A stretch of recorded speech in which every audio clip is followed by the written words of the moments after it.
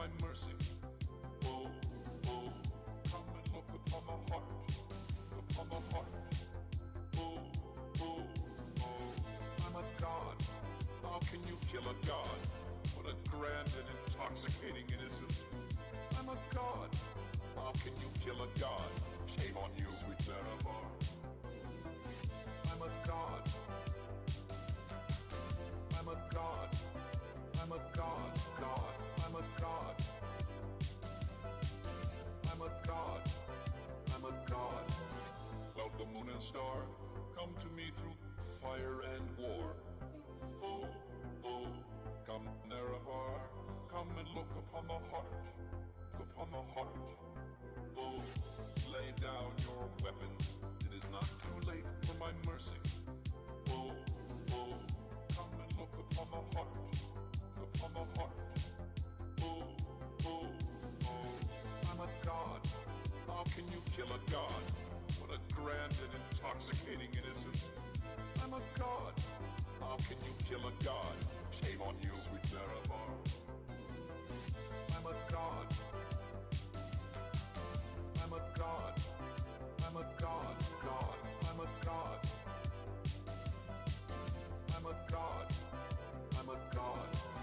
No recall or intervention can work in this place. There is no escape. No recall or intervention can work in this place. There is no escape. No recall or intervention can work in this place. There is no escape. No recall or intervention can work in this place. There is no escape. Oh, I'm a god. How can you kill a god? What a grand and intoxicating innocence. I'm a god. How can you kill a god? Shame on you, sweet Marabar. I'm a god. I'm a god. I'm a god. God. I'm a god. I'm a god. I'm a god.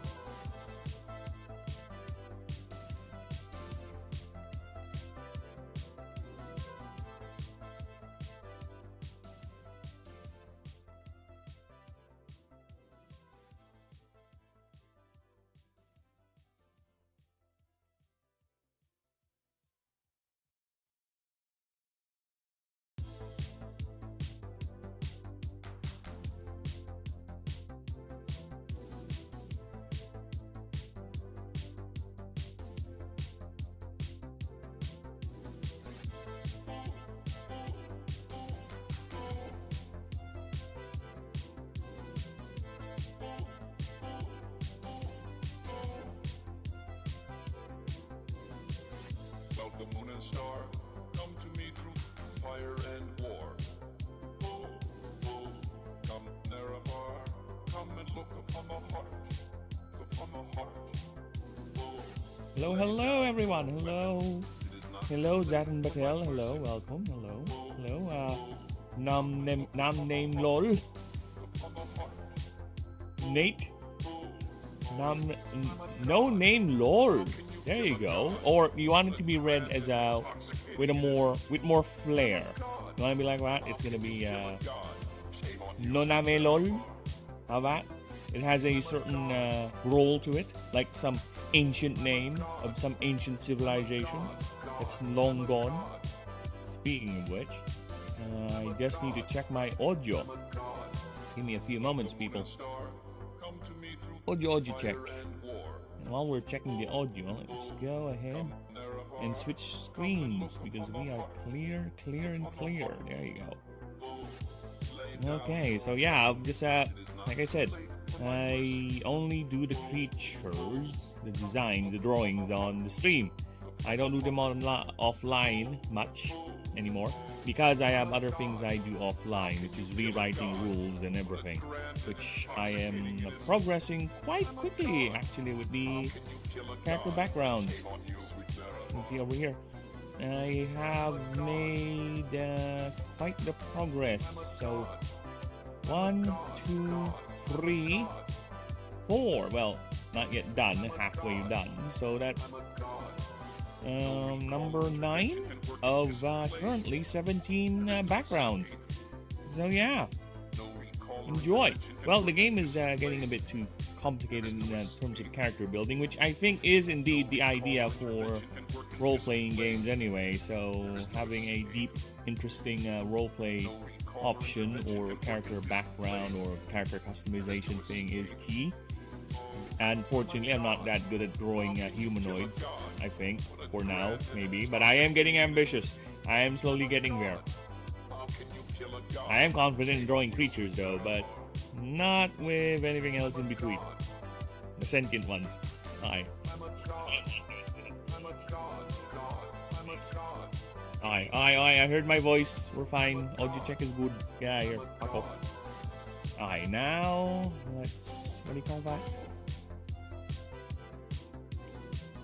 Woo! Naked chick.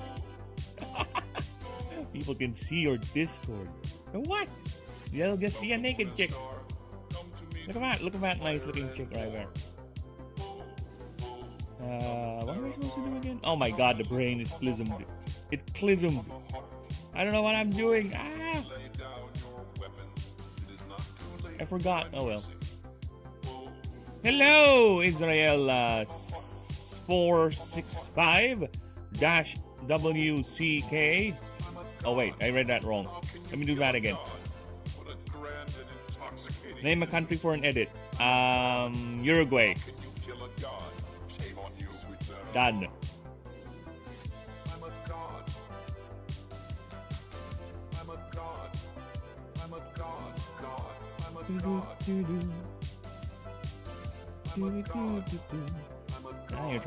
If you're trying to make me say Israel, you failed.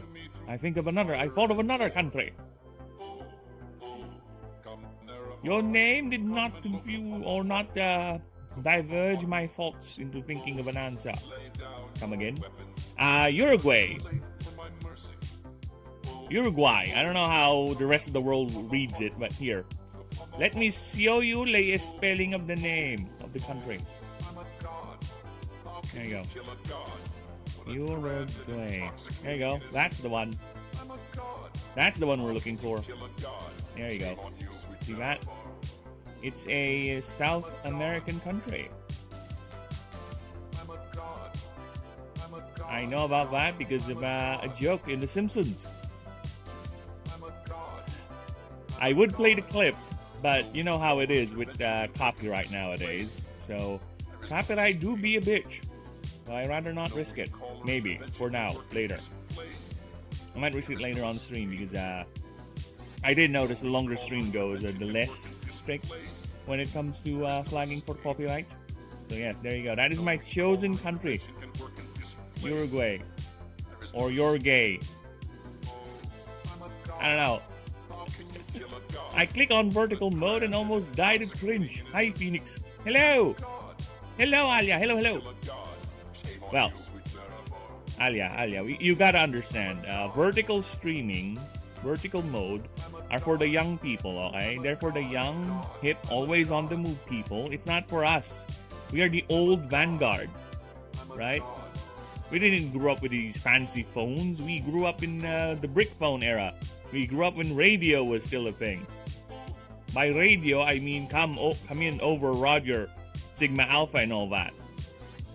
Not the fancy phones with everything you touch is interactive sort of thing. No. We lived in an era where you can drop your phone from a 5-foot fall and it would still function. That was our time, not these fancy things. You gotta understand, we are relics of a bygone era, Alia. Old, most likely decrepit, and bordering on senile. Yes, radio and box TV, dude. I don't know if you can find you a picture, but I grew up. It's a box TV, yes, but ours has a little drawer, right? Imagine the TV has a nice,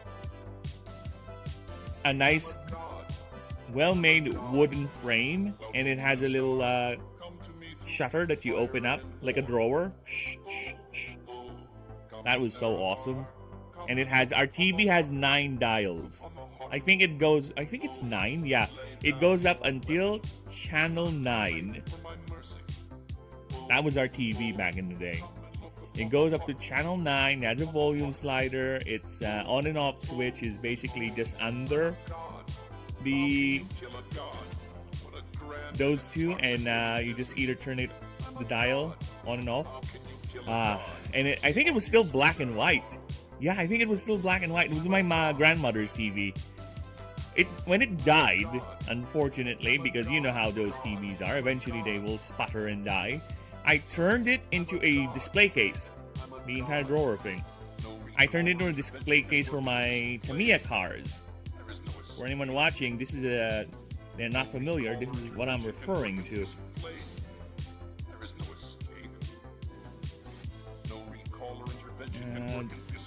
Four wheels. These things. So I collected a lot of these back in the day, these four-wheel drive cars for Tamiya. I never participated in any race seriously, it's more of a collection thing. So I have tons of these, like hundreds. This is among my favorites. Yeah. I don't have the blue one, I have the black one. I prefer the black over the blue one.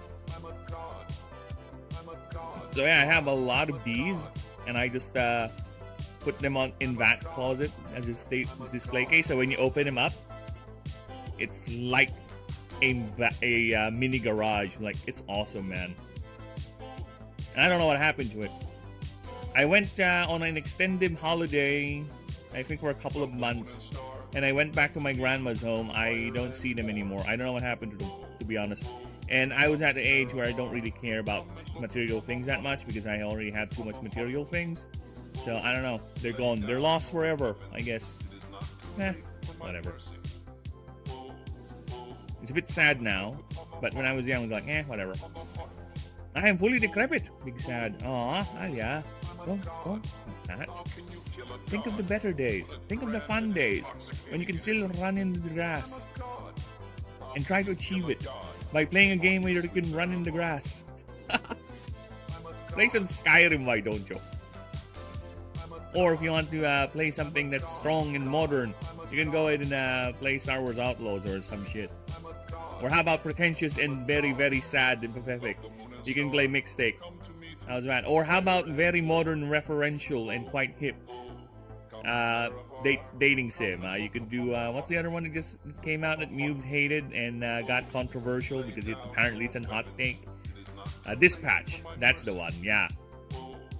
Dude, they didn't even finish that game. They just, fuck this game. This game is lame. And people really don't like it for some reason. I don't know why.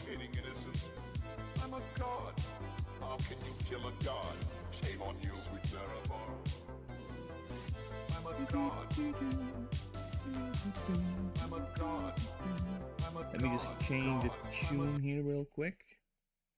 I'm gonna move for some clearing in the obscure today. Because this might be a very, very short strumble. Because I have things to do. I was not able to do the things I was supposed to do yesterday because I was supposed to go to market and all that yesterday, but the rains were too powerful. I was beaten by the power of the rain. I ended too early, like an hour earlier than my usual runtime, because I was hoping by the time I clean the dishes and do the other things in the house, the rain would have died down, but no. The rain lasted for like 11 p.m., 12, 1, 2, 3, 4, 5, 6, 7, 8, 9, 10, 11. 9-hour rain. 9-hour rain. Straight. Just, it's not really heavy rain, but it's a light drizzle. And I really don't want to walk in the rain, because only idiots walk in the rain, even when they're wearing an umbrella. I could never run. Or live in a misery. If I wasn't when I built to cook, people said, "Market!" Dude, the tonal shift with that chat, Alia, was like, imagine sad music playing. Let's see, sad violin music. Hey, look at that.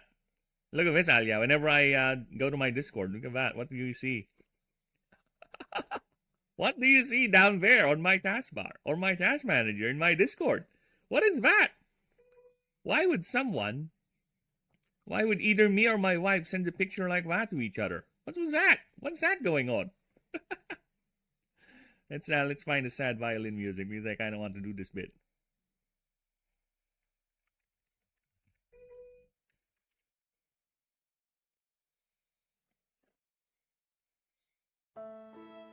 It's like this, Alia. Your chat is like this. Your chat is like this. I could never run. Life has always been a misery. If it wasn't my ability to cook, sad tisms. Market! All of a sudden, market! That's perfect comedic timing. Phoenix, we got 5 inches of rain last night. It was a nightmare. There were leaks everywhere. It poured like hell. Dude, that's the one thing I don't like with rain, man. If it's too much and everything is leaking. My mom's house. No, I would leak everywhere. Like, fucking everywhere. To the point that, I much rather stand in the rain. Which most of the time we did when we were young. We would actually welcome the rain. It's like, yay, rain, let's bathe in the rain. Me and my siblings running around in the rain, you know, be happy little kids. Then we would stand in the, what do you call these? What is alulod in English now? The gutters? I think it's called the gutter. The rain. The things on the roof that catches the rain, right?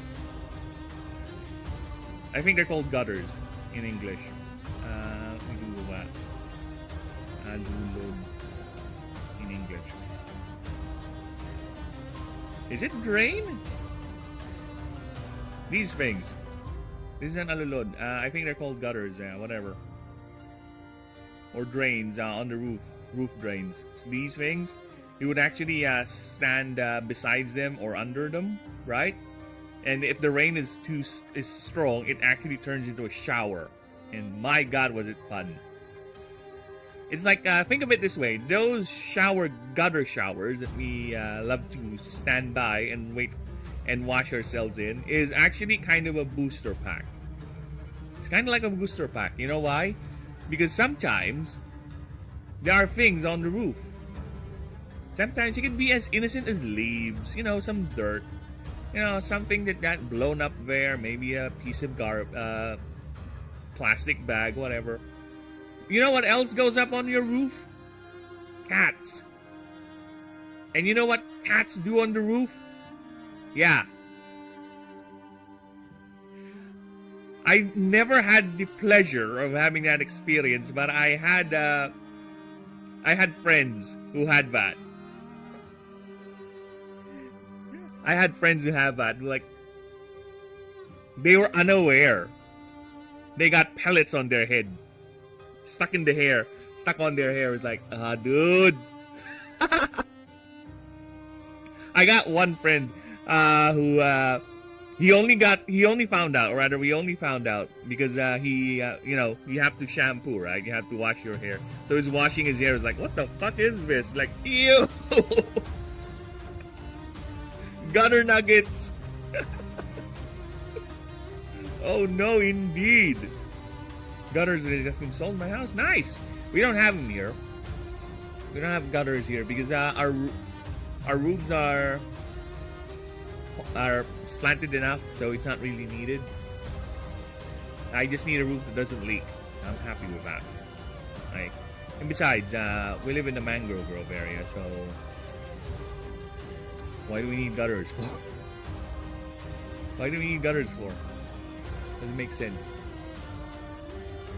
Yeah, but in the cities, yeah, there's a lot of houses that has gutters because the last thing you want is walking around and your neighbor's roof is just a constant waterfall, right?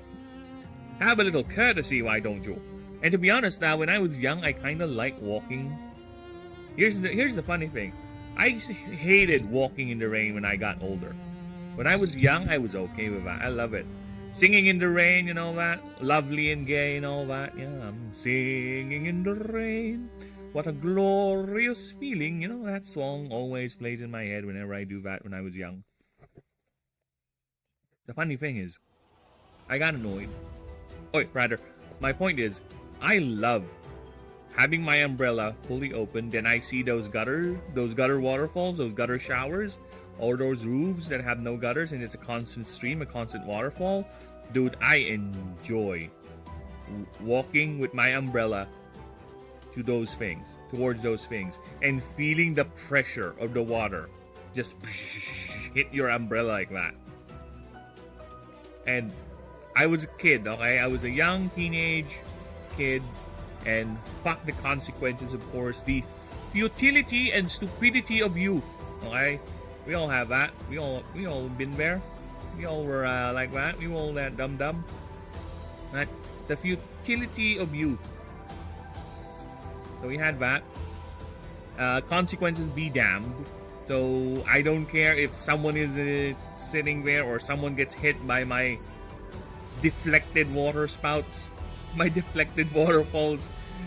I don't care. I just love the sensation of the sound of the water hitting the umbrella, the shaking as the force of the water tries to push in. Yeah.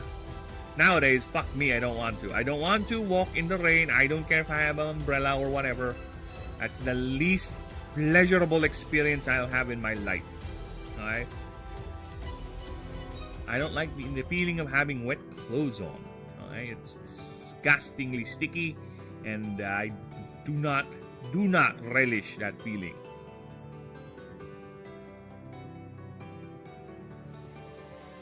Same. See, we all think alike. See, Alia, this is why vertical stream screens you out. We are relics of the past. Like I said before, we share the same.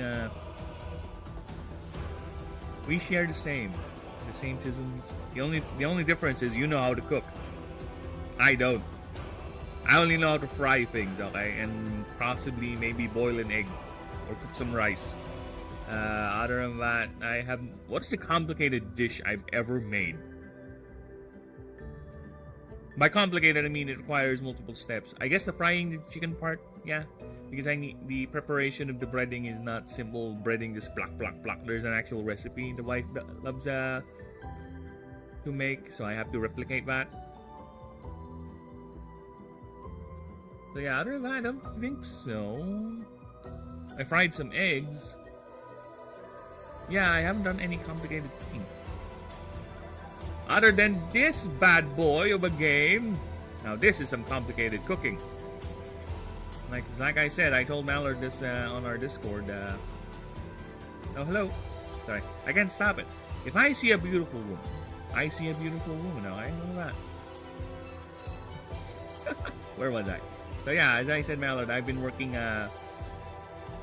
So aside from the primary races you get to play, you can also get character backgrounds now for the races. So you pick your race, whether you want to go over the sub-race or the primary race. Racism. So once you've done the racism, you get to pick a character background, and all of them have sub-choices now. So currently I have 17 character backgrounds, so I'll be working on them offline. And then, here I am. I'm making the creature design, so I am very close, very close. And I will be moving. I keep on saying this, but I will advertise. Anyone watching, anyone right now, I will be eventually doing a chat. Tell me what creature design you like stream. So if you have any ideas for creature designs you kind of want to see, or got disappointed when Pokemon actually did that creature design, maybe I'll help you out. Maybe I'll satisfy that demand. Maybe. Give me an idea. Challenge me. Because it's not going to be a one-for-one translation of your idea, of course. It has to fit the universe. That is my challenge. So give me an idea, and let's see how I'm going to make it fit inside the setting. Right? Just look at this guy. This is Alia right here. Like, hey! Sorry. When I drew these bastards,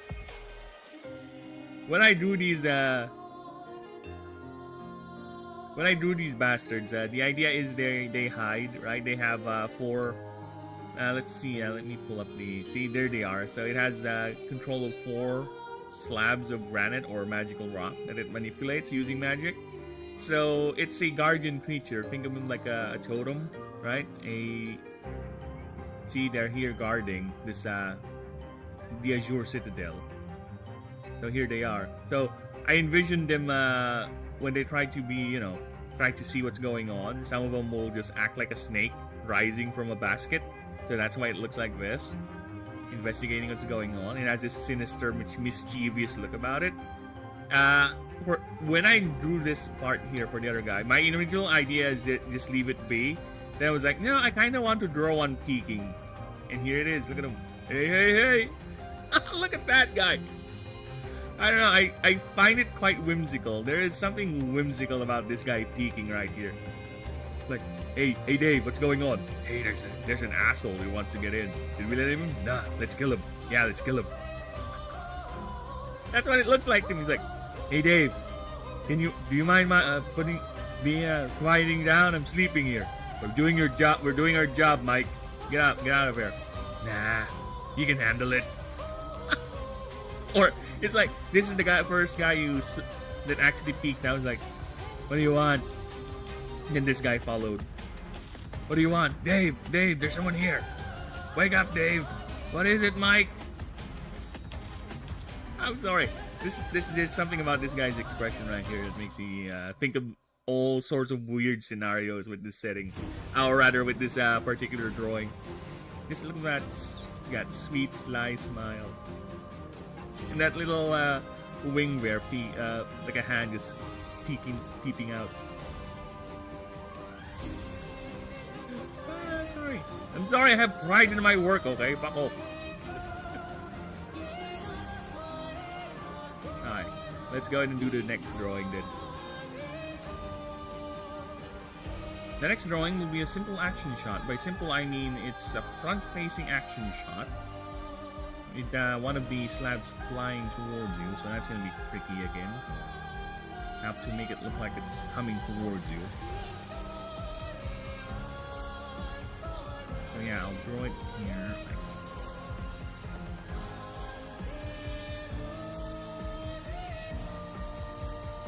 Oh yeah, I'm very, very close in getting the starters done.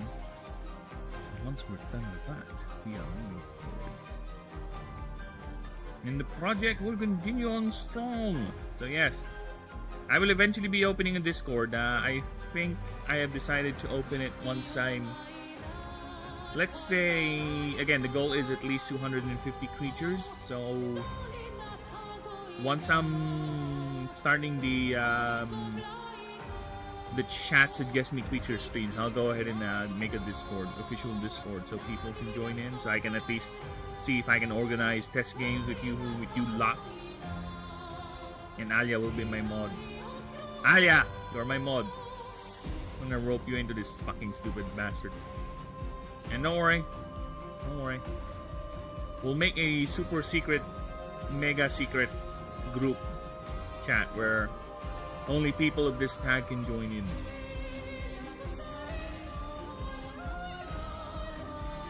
Will there be Discord on this Discord? Yes, there will be. There will be a Secret Gooners Part 2 Discord chat just for us, just for the OGs. That way you can go ahead and do your flisms there and no one will see it. Only people who had that special tag can join in. I'll do my best to ban snakes. He'll go ahead and leave that Discord more times than you can ban him, Nalia. You know how it is. You know how he is. Okay, so... Snakes loves leaving Discords for some reason. I'd even say he's a drama queen. But no, he's not really. He's just sweet and drunk. Mostly drunk, but, you know.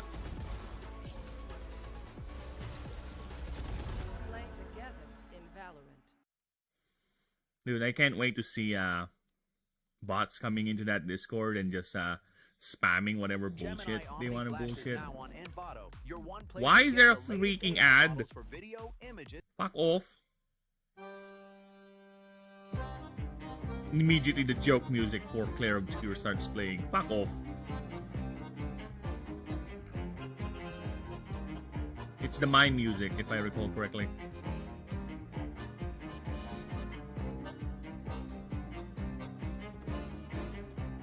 Yep, that's the mime music.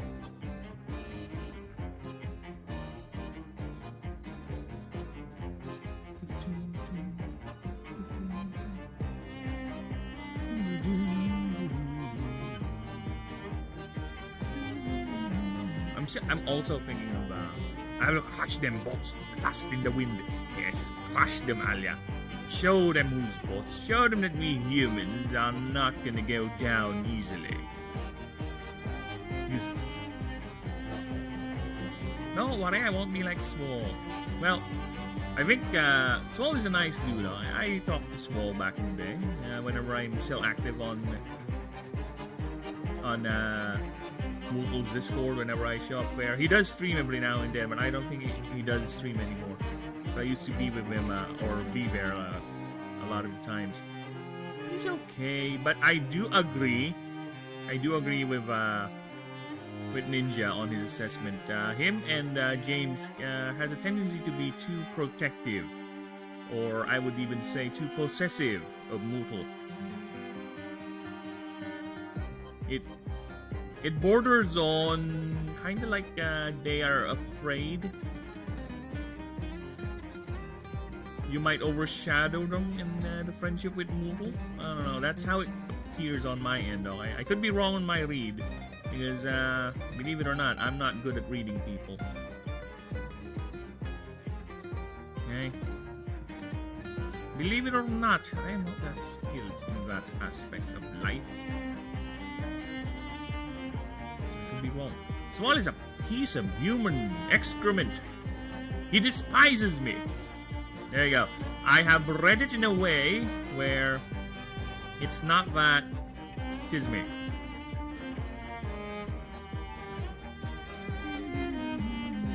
Hey, Denisium, welcome, welcome. And oh, yeah, by the way, since you joined in, look at this.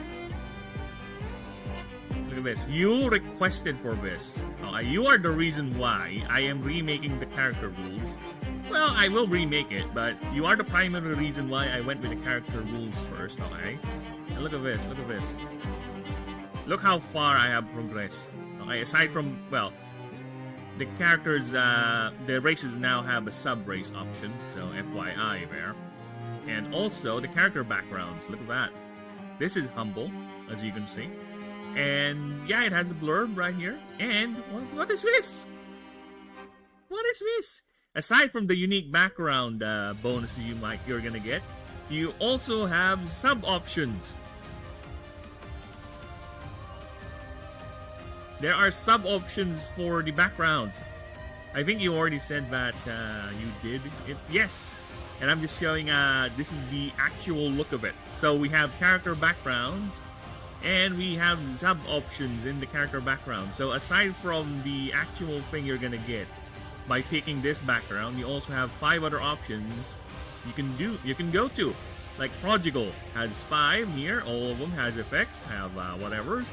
Priest, of course, has the extra god option, like I said, and the 5. Mage is complicated. Mage is complicated, so this is the mage. And you have a lot of things to consider. Because when you start as mage, you also choose your school. So you choose your school, Druidic, Primeval, Pontic. So it equivalents to one of the 16 types. And that will be your school. So long story short with the rule, basically you'll be learning non-unique moves of your own creatures. Depending on, it has to match your school, of course. So if you're a Pyromancy school or a Pyromancer, whenever your creature learns a fire move, you can learn that move. And you can use it anytime within your creature's turn. The main cost is your arcane stat. Your arcane stat. So you have to set aside arcane so you can use that move. And it's a 1-for-1 cost for the creature's move. If the mana cost costs 4, the arcane cost is also 4. So not only that, you also have your 5 options. So yeah, this is the mage. Love it. Oh, nice. Thank you. I appreciate that. And we are not done there. We also have the Merc. And like I said, the Merc has guns. You got a perk that allows you to use heavier weapons, and here we are. So strong and silent. Let's just say this is the sniper class. You have a gravity rifle, which you can use either arcane to fire, or you can use ammo, which is a key item that depletes. It has charges, so you have to buy new ammo at the store or merchants every time you need to replace it. So World Weary is your Rambo. He has a knife. I used to give orders is a commander type, where it gives extra turns to your creatures at a cost. Wings Clip is your pilot, or good mercenary, no longer good. He has a handgun. And Hard and Fast, he has no other stat benefit other than he starts with a Gatling gun and a jetpack. See, I told you the system is flexible. You love it? Thank you. Freelancer is this is the adventurer class, but I changed it to Freelancer. So, it's basically your, what do we call this? Swiss Army knife background. So, it doesn't have a specific thing, but it covers a lot of things. Rogue is I would say your criminal class. The law-abiding criminal, maybe. You're not your full criminal class. So this one is Wits, or rather Ingenuity, Wits, Focus character. And Socialite, this was the Charlatan. I changed it to a Socialite. This is your Toki character, your Toko no Jutsu sort of thing. They start up with a lot of money, and they always have bonuses to their conversation stat. Wits is primarily a conversation stat. So yeah, I'm currently working on Explorer. So halfway done with Explorer there, then I'll go ahead and proceed with the rest. So yes, the character backgrounds are molding, they are evolving. So I also might change some of the names, but I am 100% sure on Devout, Astari, Thespian, Justiciar. So these are sure. I might change Merchant, Fugitive, and Smuggler. Corpo too, I might change this. But yeah, for now, that's what we're doing offline. I overshadowed Swall on Discord, and he hated me. If I played games, Swall would have banned me. Wait. Isn't Smuggler just a normal rogue he just showed? Yeah, that's why I'm thinking of changing it, because it's too similar, right? So that's why I'm changing the name. I want at least two, or yeah, this a opposite sort of thing, or a parallel to that, to a criminal class. So I'm thinking something more. If Rogue is gonna be a morally ambiguous sort of thing, I think something more harsher, like someone who's really deep or unapologetically a criminal. So I'm thinking of changing it to something else. That's why I'm iffy on the name. It's the same with Adventurer. That's why I changed Adventurer from Adventurer to what do you call that? To Freelancer, right? Because Freelancer, or technically you are all adventurers. You are adventuring in the Blasted Waste. So I changed it to Freelancer, so at least it has more of a different feel to it, right? Where a priest is a priest, a freelancer is someone who's out there looking for a job and he has no skill set other than doing whatever is the chosen background. So yeah, I'm thinking of changing it, and that's another reason why I changed Charlatan to Socialite, because Charlatan is purely negative. I want something that's ambiguous, because those character backgrounds are just flavor. They have no specific set of what they are. If you're gonna read the blurb, let me read you the blurb, okay? Because I designed the blurbs to be nothing but an idea, an inspiration for someone. So let me read you the Rogue blurb right here. See? Listen to this. This is a world where the literal goddess of justice will hunt you down. If ever, I need to proofread this. If you ever land on her sights. Yet here you are. Someone who believes they can get away from the law. With every tiny unnoticeable crime, you don't want to be a blip, but a fleeting wind. A footnote in a person, or rather a Mark's day. You wink and smile at them. Wait, is that a wink? A scowl? Or did you point something at them? Yet, did you choose this life? To run from city to settlement to small town to city again? And all this just to get away from those prying, law-abiding people, those no-good gossip mongers, and worst of all, law people. Wait, is that a badge? Well, regardless, maybe this light was thrown into your face as early as you remember, or still care. Still care to remember. No, How about that structure? Those pesky laws and expectations of commerce, nasty, complicated stuff. Maybe it's better if we just take everything we want. Well, as long as you're not caught, right? Besides, Lady Justice is not beating you to a pulp. Yet. Then again, maybe it's all for the greater good. See? That's how I worded these things. It's not set. This is just giving you an idea of what a rogue is in this universe. It's still up to you what sort of actual story of things you want to do, or what background or what history your character has for the roleplay. It's just there as a means to help you get inspired, or to, as much as I can pinpoint that idea you want to roleplay. Stop smuggling people. It's wrong. Smuggle donuts. Don't smuggle. Period. If you're gonna smuggle anything, it's to stop smuggling. You know why? Smuggling ruins commerce. You're no good than any of those bastards. What do you call those scalpers? You're no different than those scalpers who ruin commerce. Because of you, Pokemon cards and inflated so much, little Timmy can't even buy his packs anymore. You bully little Timmy into getting away from not buying his booster packs. You're no different than those nasty creatures. You must be expelled from the universe. Gotta be careful not to make the D&D equivalent of Ranger.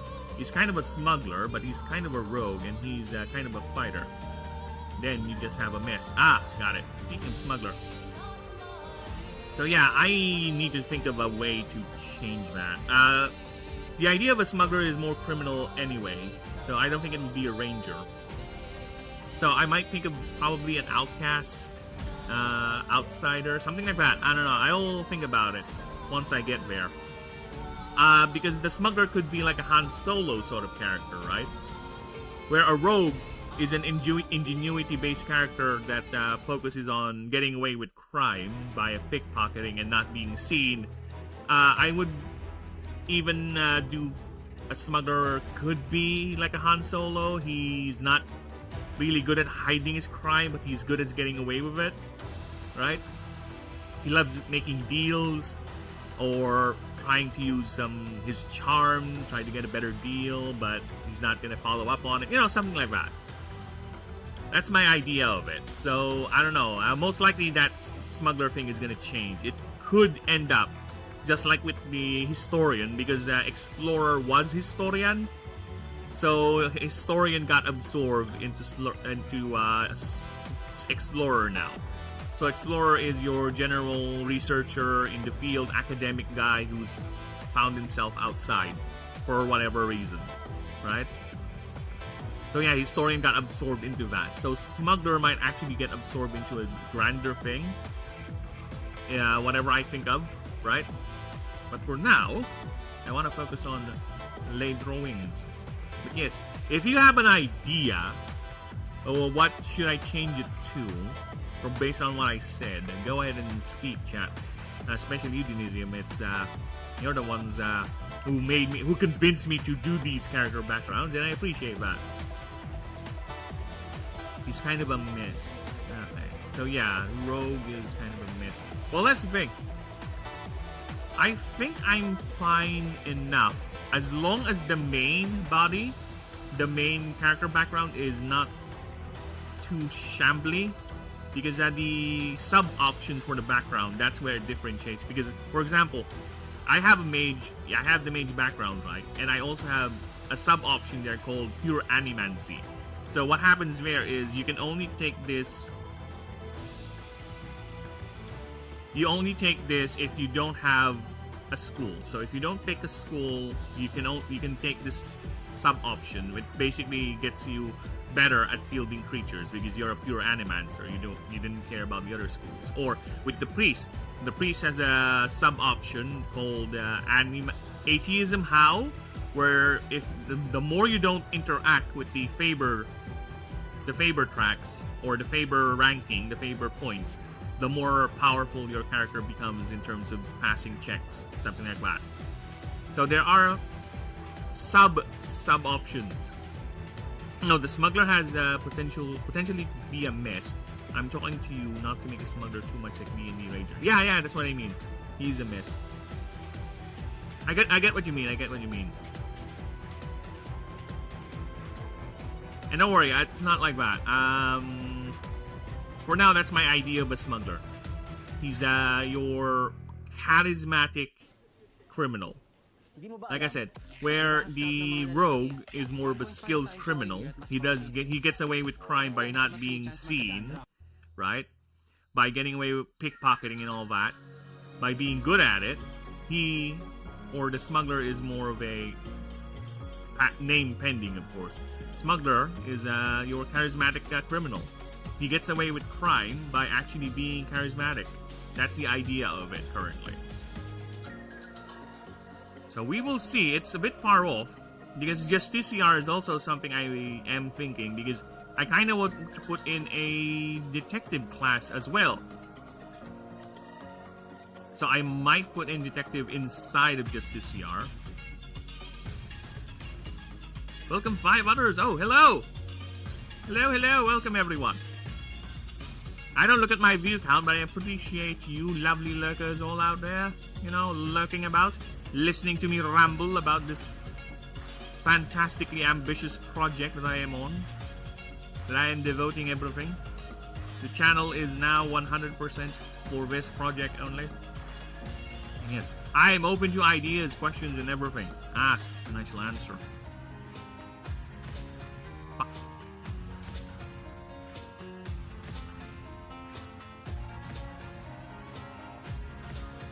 Oh shit, I forgot. There you go.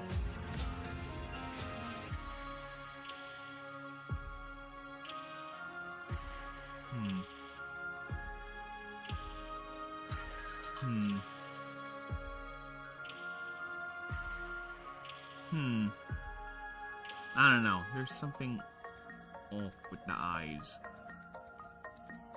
It doesn't have the same menace. It has to radiate a sort of menace too, like that. Yeah, I can do this. Okay, yeah, I think this does it. Okay, that does it. Look at this, because look at the eyes. It has a certain radiating menace about it, even though it's kind of cute, right? It has a certain malice about it. So I need to capture that, even with the front view, because the front view kind of looks like Donald Duck. I can't do the Donald Duck, okay? But it kind of looks like a Donald Duck. In the front. You know what? It's fine. I don't need to 100% like my own designs. That would be biased. And again, if I do that, all of my designs will look the same. So I much rather have personal biases. I think the front angle is gonna be all eyebrows and dark eyes. The front angle, yeah. Oh shit, you're right. Speaking of eyebrows. Oh yeah, never mind. I thought this thing has eyebrows because Umifin has an eyebrow. Let me just double check. No, it does not. Okay.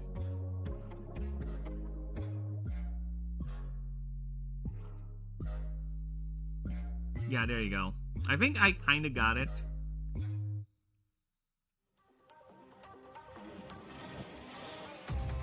Yeah, I think I got it. I think I kind of got it. And let's see.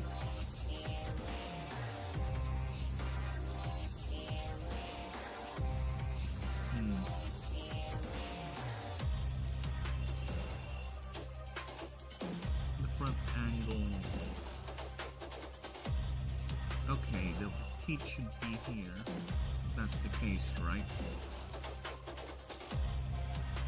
Yeah, the teeth should be in the front.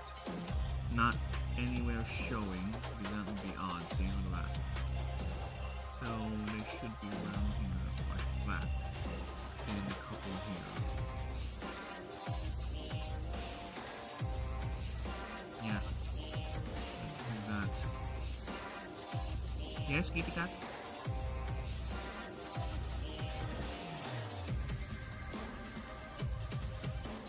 Kitty Cat.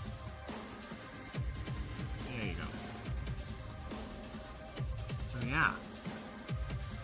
And also, I've been thinking, is 17 too much or 17 is enough? Right? I think for now, I'll stick with 17 character backgrounds because I have a tendency to go overboard, and I think I already went overboard with that set because it started out as 12, then it ballooned to 17. Like, no, this is too much. It's the same with the biomes. Oh my god, I don't have a full coherent list here, but then the biome list, the biomes for the maps, I think it started up as 16 and now it's around 30 or 24. Right, so I need a little bit of constraint with that when I get into the mood, you know.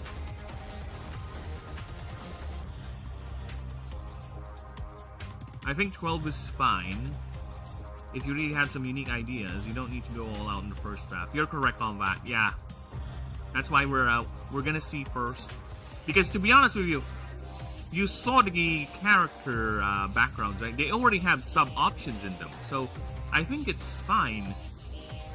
Yeah, I think it's fine because you already have sub-options. So each character background is like 5 to 6 different character backgrounds already. It's just that they're playing differently to whatever the archetype is. So the idea is the character background of the sub-option of the character background is a variation of that type of character background, right? You have your generic expected character background, you have your deviation, like a priest who does not want to be a priest anymore, or a priest who's actually indebted, you know, stuff like that. So yeah, I think we're fine. Oh, look at that! My cat. My cute cat. I wish I can take a picture. Let me take a picture. But you'll be visible though. I won't show your face. Wait. Let me take a picture. Kita, behave ah. Wait, Discord is taking forever to load. Fucking hell, Discord. Why do you have to take forever? Alright, I'll do this instead.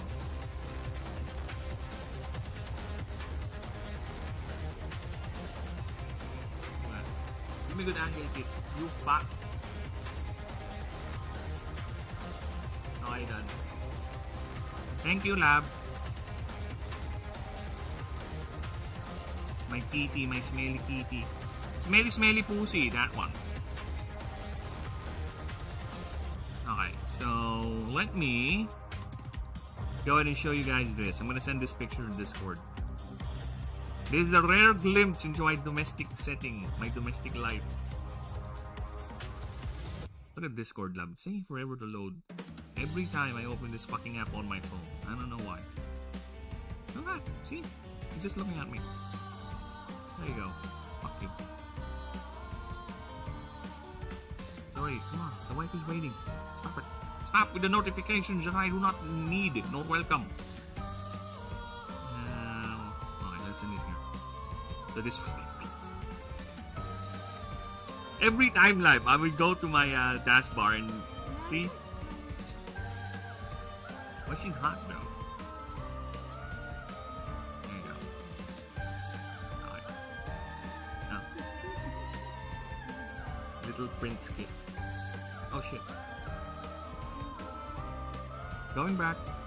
Alright. So let me show you guys my little prince. My little prince of a cat. And I'm gonna dox partially my wife. Okay? Look at that. Look at this bastard of a cat.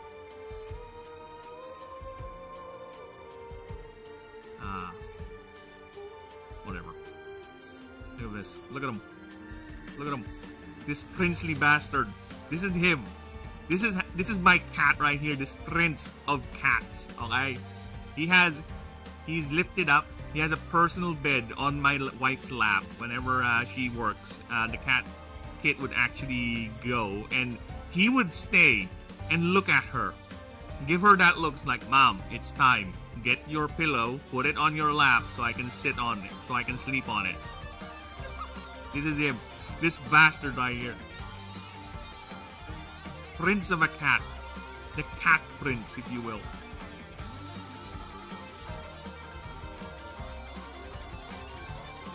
Now, let's go back to OBS and let's continue. I need to... look at that. Extra teeth. We don't need extra tits, okay? I am a simple man. I only need one pair of tits. I'm fine. I don't need any more than 3. I mean, not 3. Any more than 2 tits. Okay? We're fine with that. Call me bigoted. Call me traditional. But I am okay with 2 tits. Nothing more. Nothing less. Unless you're a cow. But I'm not into cows, so, you know, tough luck.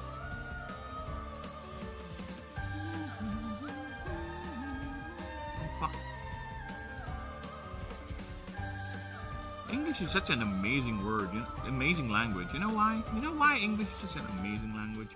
Because one word could mean 100 different things based on context. Like the word tit. You could say tit, right? But it can mean a whole many things. Like the word... like that word. The word that apparently is a slur. Retard. It could mean a whole lot of things. It could mean you stupid mong. Personally, you. Okay, look at that. Okay. I think the horns are too small. Let's take a look here. I think the horns are too small. Or I think, are they, or are they just right? I think they're fine. Let's try to enlarge them a bit. Yeah, I feel like, oh, fuck me in the ass! I think we're fine, we're fine.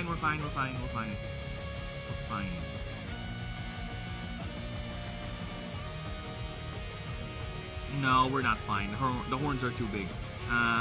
Or rather too small. Let me just get rid of this. There you go. We got a separate thing. And erase it. I can move the horn around and change it. There you go. Oh yeah, by the way, I have multi-chat. Look at that. I hope you enjoy multi-chat, people. How about that? Okay. So yes, because I do stream on multiple sites, so Twitch, YouTube, and YouTube Vertical. I just don't like my multi-chat because it doesn't disappear. I'll have to, again, I keep on saying I have to figure out a way to make that disappear, and I keep forgetting. But for now, my remedy is, I guess, when chat gets a bit too active, I'll go ahead and put it back in. Then I'll just remove it eventually once we're done talking. You know, something like that.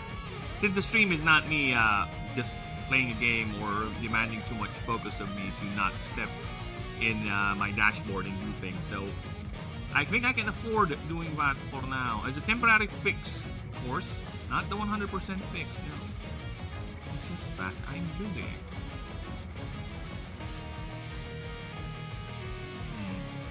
Maybe a good angle for you, like that. That would be amazing. A more menacing angle, right? Doing that. It's black. It's not full black. Yeah, something like that. I think we're good with doing this kind of thing. Couple. Yeah, like that.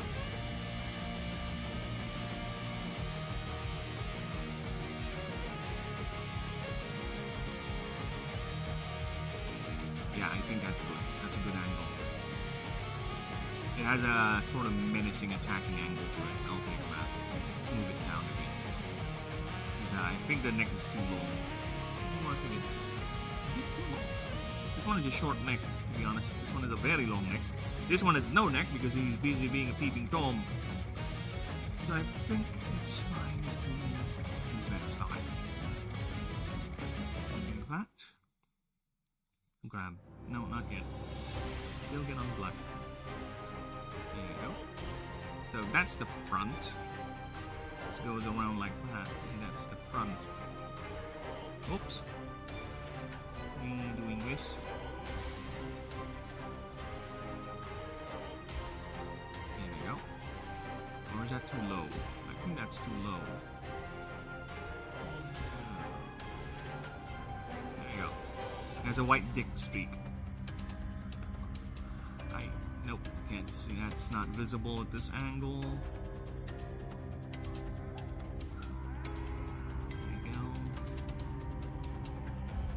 If you can hear tangalizings in the background, don't worry about it. It's fine. There's no tangalizings in the background. Oh, fuck me with a rake. I forgot this. Shit. Alright. I need to go back. I need to go back. I just realized that there's something missing in the drawing. Shit. It's fine, it's fine, it's fine. It's easy. It's easily redoable. Not the end of the world, people.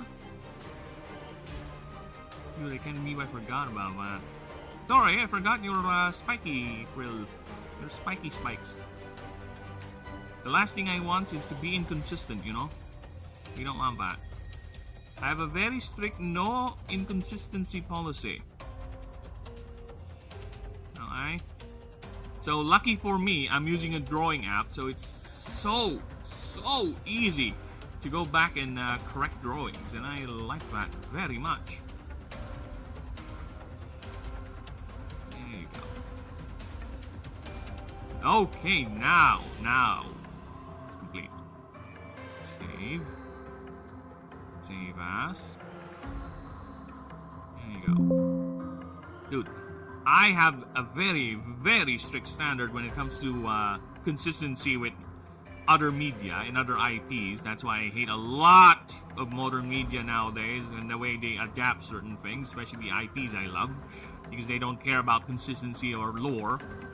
So, regardless, I, myself, need to prescribe that same standard onto my work.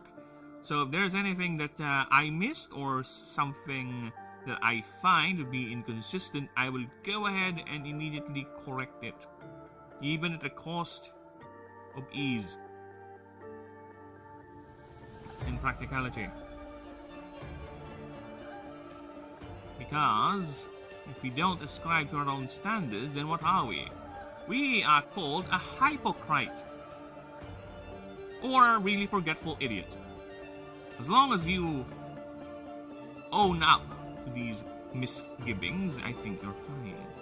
Because sometimes we are all human. We make mistakes. We forget things. Especially in my age. I'm like 4-0 this year, I think. So look, I stopped counting my birthdays when I hit 30 years old, okay? The only time I get reminded it's my birthday, it's when I need to go on extended vacation leave at work. Okay, that's the only time I would actually care about my birthday. Because back in the day when I used to work my corporate job, I am looking forward for my birthday. Because I would go on for like a week off, like straight. Fuck you, job. I am going to have a long weekend. I'm gonna spend 5 days away from you. My team will be fine. My teammates will be fine. I'm sure they're all professionals. And I'm not gonna think about you and your stupid shit. Fuck off work for a week. Then after that, back to work.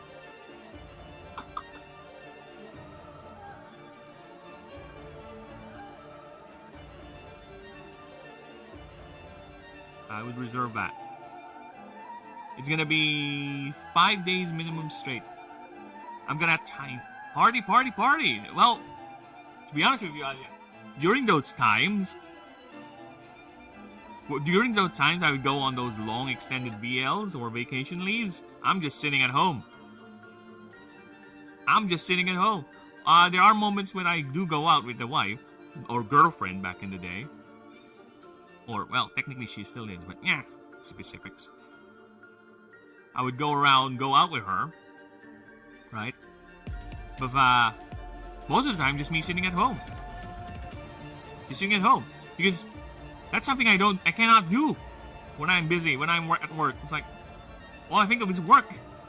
I don't go home at the house every day after work. No, I stay in the office. I sleep there. I live in our office building, for God's sakes. I only go home so I can get a change of clothes, but other than that, no. I was a dedicated wage slave back in the day. I'm sure some Japanese executive will love that work ethic. That was me. So yeah, I would just stay at home and do nothing, because that's something I cannot do when I'm busy.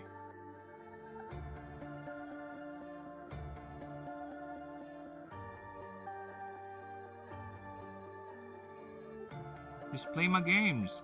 Chill out. Have fun. Then be annoyed. Be annoyed because the week is over and I'll be back to work.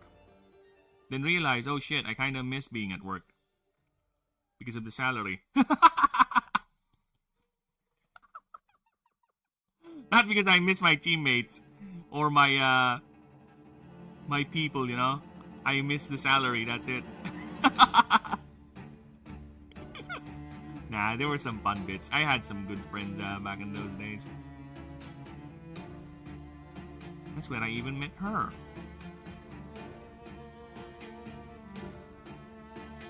$50,000 US soldiers are going to be killed because of in Black Rock. What the fuck?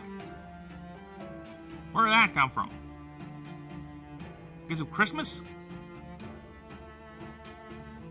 It's not Christmas's fault.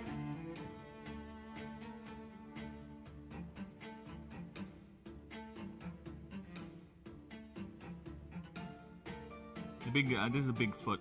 To be honest, it's a big foot. Let's reduce it a bit. There you go.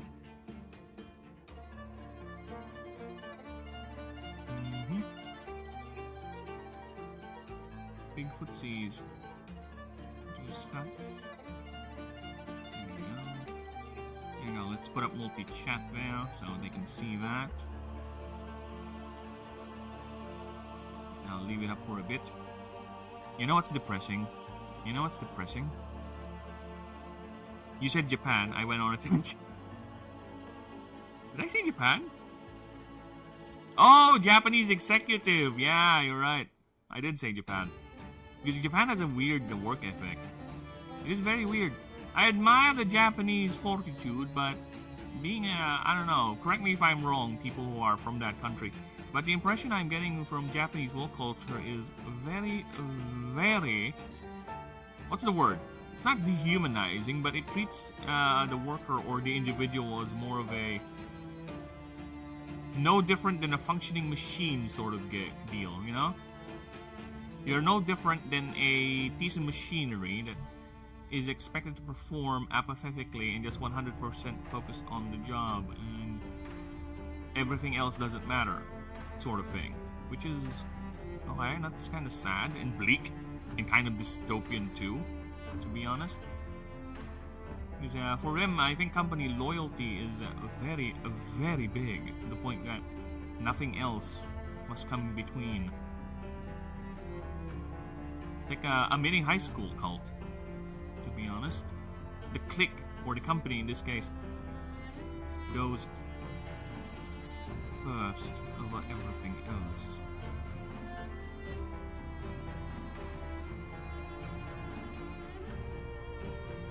And for me, as someone who has experience with the corpo jobs, that's too high. I've been there. I don't want to go back there anymore, to be honest. I'm done. I hate it. But life has a way to telling you that, nah, you're an idiot. You're gonna go back there. Yeah, most likely. Most likely. They treat it as beast of burden. Yeah, that's the word. Yeah, they're very much so, indeed. Like, they have those loyalty things, right? Loyalty test sort of deals, where if you don't, to the point that if you not going to a company meeting is considered to be suspicious and disloyal. Like, dude, I have life outside of work, okay? If I want to do things outside of work, how is that me being disloyal to the company? They're not even work related anymore. I'm not even getting paid to get into these company shindigs, alright? I just want to go home, be with the people I care about. The actual people is the reason why I'm working this job, okay? That I am not failing or not doing badly anyway, by the way. What do you mean that I am supposed to go to this company thing and sacrifice my time?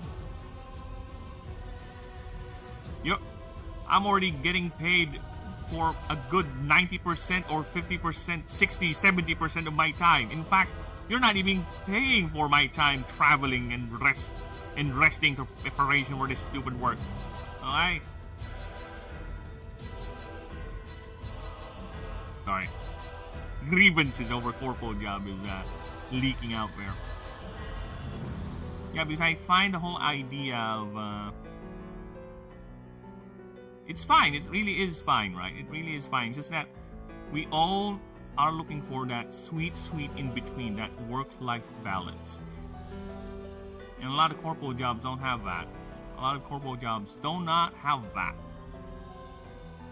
They treat people like their fodder because they're so easy to replace because everyone's looking for a job. And that's why a lot of these companies are so incentivized to just let it be like that.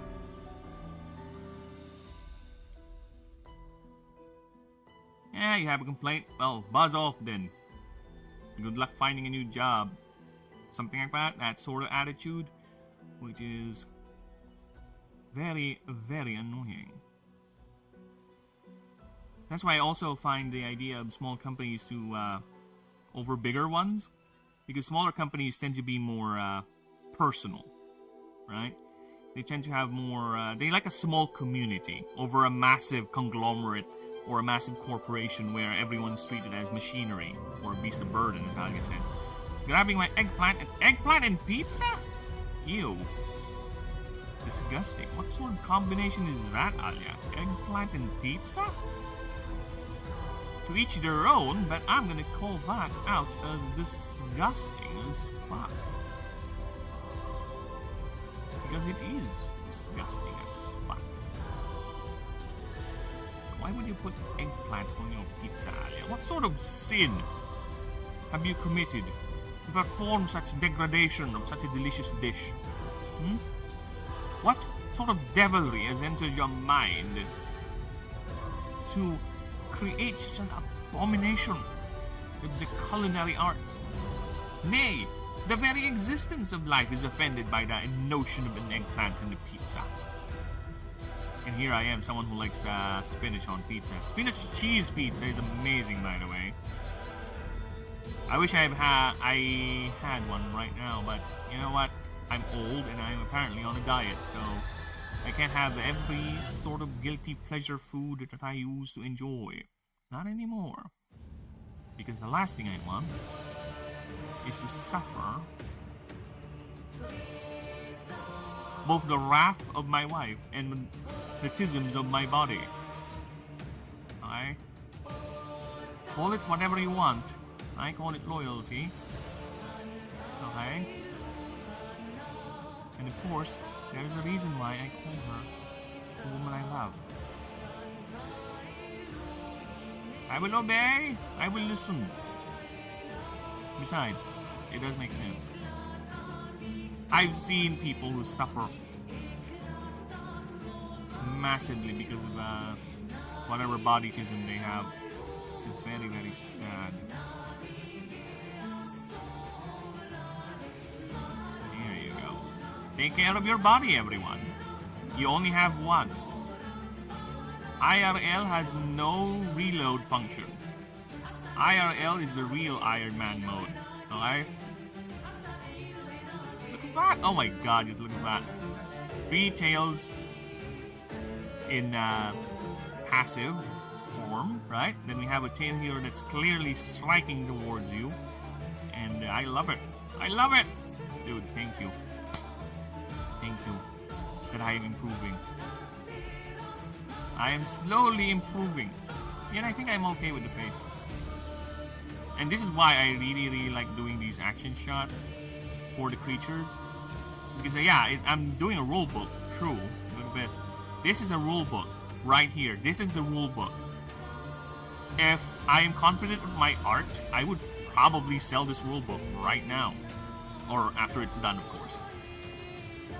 But yes, this is a rule book, a primer for all the starting creatures. And I have a lot of them. I have one also for the gods, right here.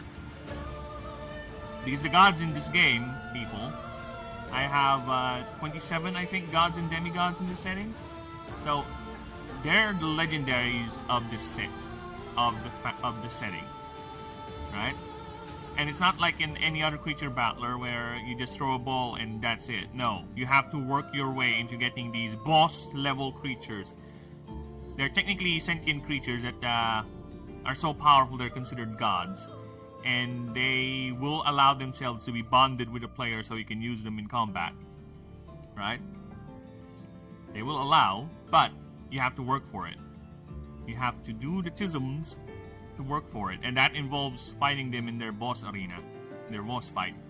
So yes, they all have their stats here, their histories, and trust me, these things are boss level. Boss level, boss level, boss level. Just look at the HPs. 2,000. Normally HP creatures would be around 1,400, 1,500. Those are considered tanky. And look at the chief god here, 9,999 HP, because he's the chief. Okay? He's the most powerful.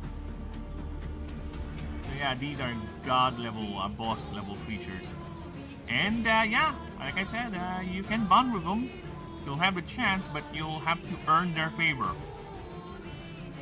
You'll have to earn their respect. You have to curry their favor and help them out in whatever they need. And they will join you, will allow themselves to be bonded with you. See, 3,000 HP. That's twice the HP of an ordinary creature.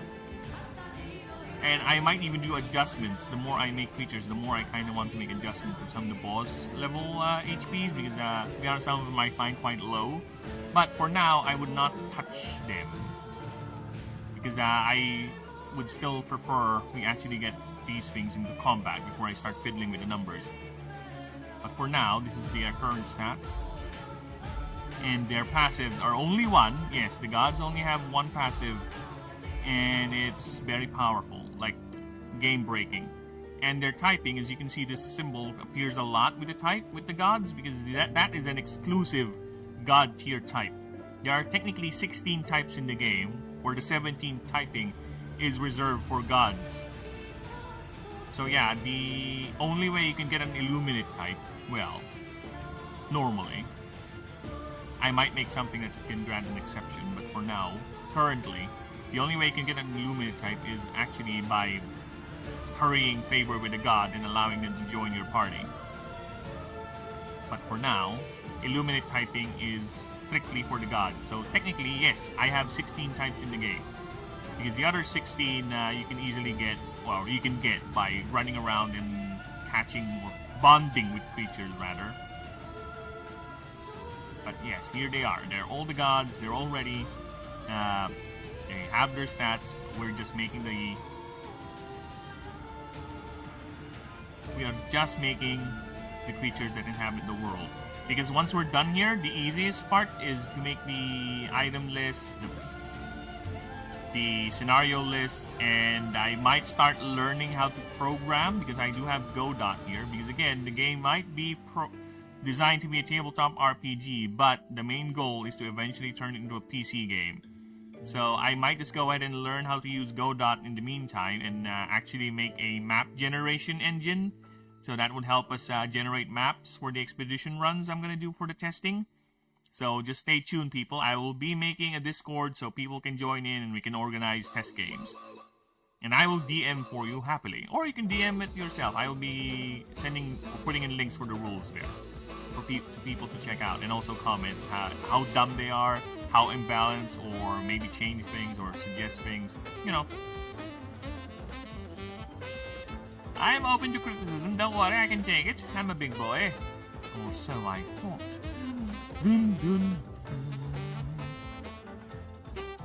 In fact, yeah, I've been getting a lot of good suggestions from chat, namely Denisium here. I am too passive. Hello, Snakes! Yes, you are. Yes, you are so passive. I didn't even notice you were there. Oh, damn. Snakes. You're getting good at the sneaking shit. It's almost frighteningly good. Look at my dragon. Look at that. Look at him. He's throwing sound. Woo! I kind of want to put in more action lines too, just to show it. But no, for now, we're done with them. Time to make the slabs. Before I make the slabs, I cannot help my brain, okay? People who know this series will know this series, but will know this song. But when I said slab, this is what came into my mind. Fuck off, Ad. Get away from me. Why am I getting an ad for stupid Burger King? Get away. This. I think you know what's coming, people. Let me turn off the clear obscure music a bit. I think you know what's coming, people.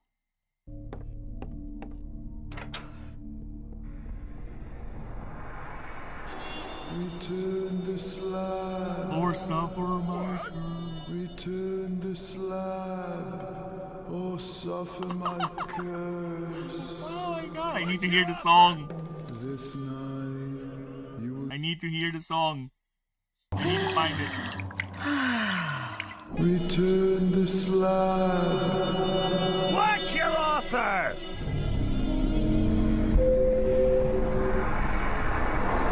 Oh yeah. Oh, okay. Like I didn't. Yup, dude. You were a part of that. If you want me to name you personally, sure. Snakes here actually also helped me in doing proofreading. Also, Alia did a little bit of proofreading. So yeah, there you go. Actually, Alia and I actually I sent him some notes every now and then. Well, last time I did was like a few months ago. I think a month ago. Had him proofread shit, and it's very, very helpful. Extremely helpful. And I appreciate all the good feedback that I've been getting with this project. What's your... Huh? In the meantime...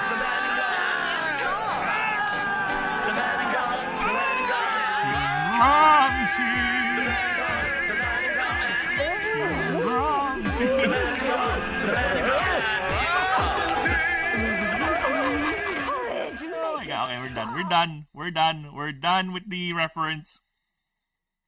Courage the Cowardly Dog was good, Rat. Indeed. It has it's a cute little Monster of the Week show, right? Where basically nothing really happens in terms of the greater setting, but every week there's a cute or a fascinating, creepy new design they would throw in your face, right? Especially this guy. This guy is the one that really stuck in my head, okay? This guy, let me just pull him up. Harvest Moon Spirit. Courage. Yeah, there you go.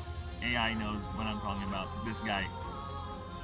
The Harvest Moon Spirit. What the fuck is this? This is supposed to be a benevolent spirit, the Harvest Moon? Fucking creepypasta bullshit. But yeah. Appreciate that. Now I need to draw a slab coming in your face. The man ghost. Actually, is there? No, I don't want to be annoying. I don't want to annoy chat and play the Ramses song for like a loop. I am kind of tempted to play the King Ramses song in a loop. Or find a loop for it, if there is any. The man goes, King Ramses. The man goes.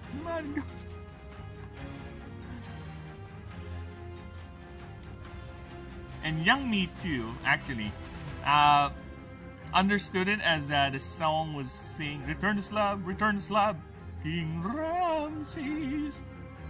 Yeah, I know, right? Call it language barrierisms. Okay. That's why little puny Filipino brain understood what it was saying. But no, apparently it's saying something about the Madden Ghost Company. Or is it Magic Ghost? I don't know. I don't speak English. Do you think I speak English? Do you think I understand this lumpy language? You must be joking, sir. You must be deluded like the rest of these fools, thinking I understand this language. Here you go. So it's throwing a slab in your face.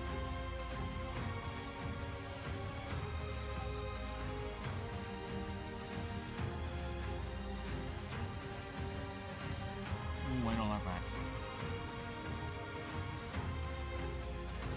Okay, okay. So we need to do a little bit of visual illusion with triangle. So it grows.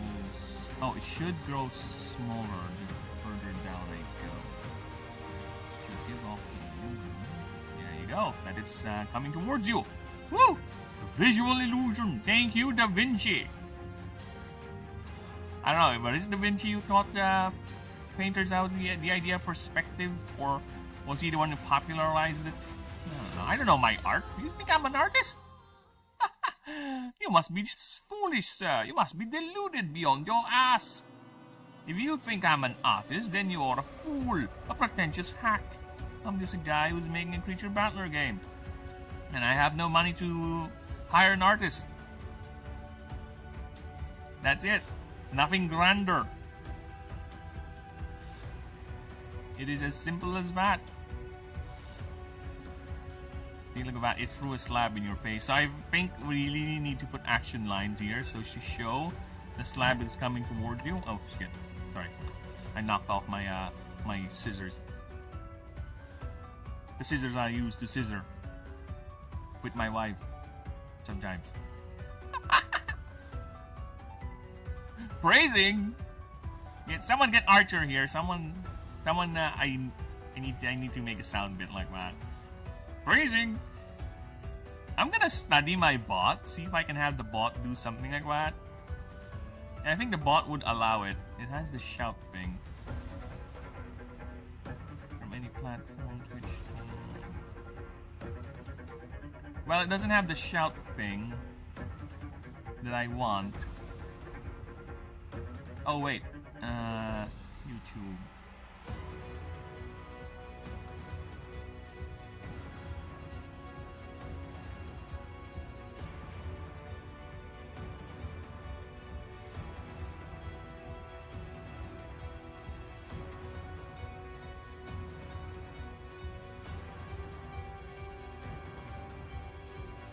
Okay.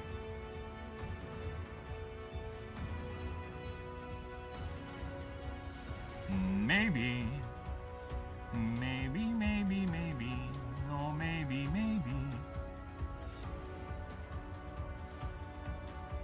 Yeah, I don't know. I might do something like that. Because I had that with my, the other... Because I use Streamlabs now. Look at that. Oh, I mean OBS, see? Over here. I use OBS now. So I might go ahead and change it. Or make it... Alright, sorry, what's wrong with me? So I use OBS now. Back in the day I used Streamlabs. In Streamlabs I set up a sort of complicated, sort of entangling shit with alerts. Where I have something play when someone subs, I have something play when someone donates or whatever, or when I get raided. But nowadays I think I only set up... Oh, what the fuck is wrong with that? But I think I only set up for now the...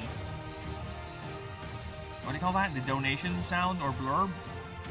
The snakes requested it so. And I think the sub I also set up. So I might set up the other things where I could put... Because I also had set up chat commands with my old setup on Streamlabs where people can type in things in chat and something will play or something will happen. I also had that set up, but I have not transferred it here. I could do that here too. He's a fat! Oh, snakes, huh? I haven't done that yet. Like I said, I will get to it. As you can see, yeah, I've been busy with the project, but I will get to it.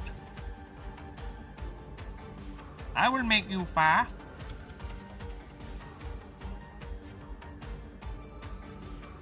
I will give you the fat.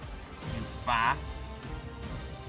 Lucky for you, I'm not a British person. I'm not British adjacent. Otherwise, I would call you that no problem. I would use that slur and not care about the consequences because I am a British person. I live in the land of Britannia. Oh shit, so... The thing also has a symbol on there. Well, that's interesting. That is interesting.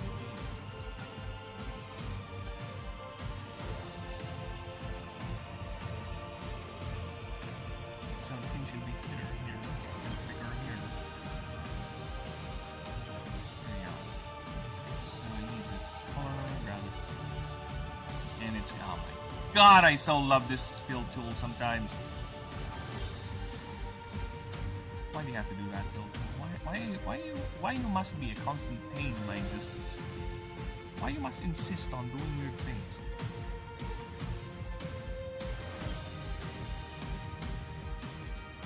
Ah, look at that.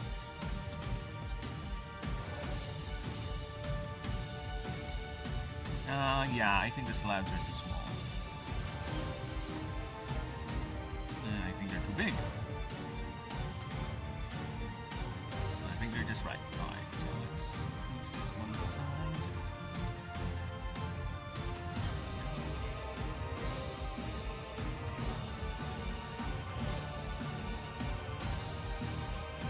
And I'll make one here. Or should I make one here? Because it's technically hidden in the tail. Oh, wait. I have been inspired. So, where's the tail that actually goes down? Alright, so you will be moving to a different spot.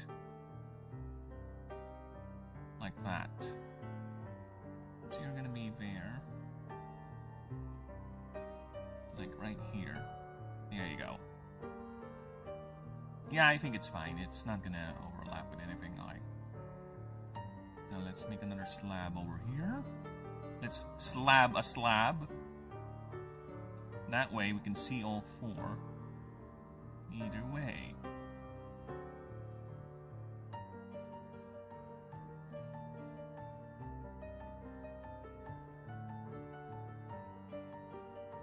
The magic goes, King Ramses. The magic goes. Yeah, I gotta binge watch, cause yeah, I'm still at I'm in the recovery phase for binge watching, so I've not decided on what to watch next. Someone's recommending anime to me. Like, am I in the mood to watch anime? Am I in the mood to watch anime? For now, the answer is no, not really. I'm not really in the mood to watch anime. There you go, I have slabbed the slab.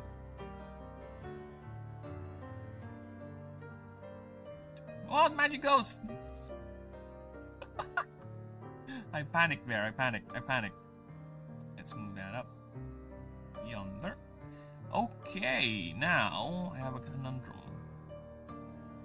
I kinda don't want the things getting cut. So, we're moving the tail. Have you seen Invincible? No, I have not.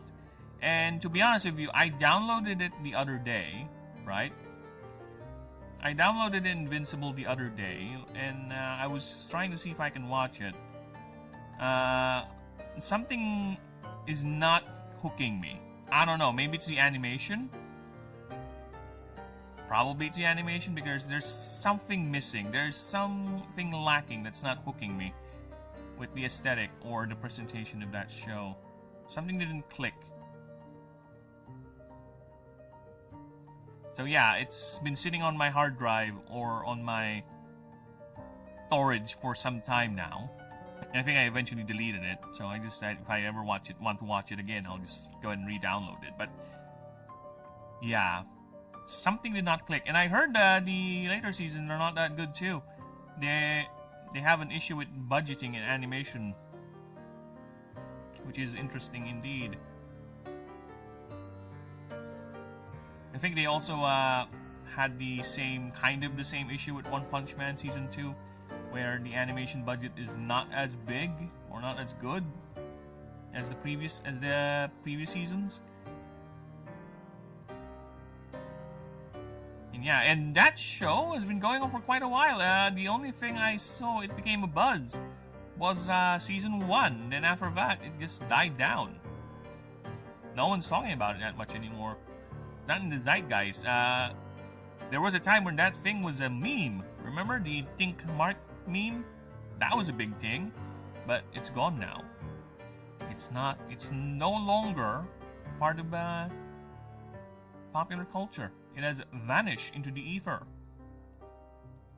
Look at that. Yes.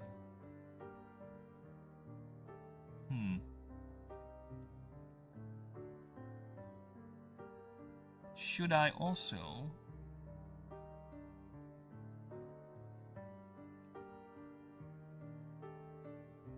I kind of want to change the form of this tail over here.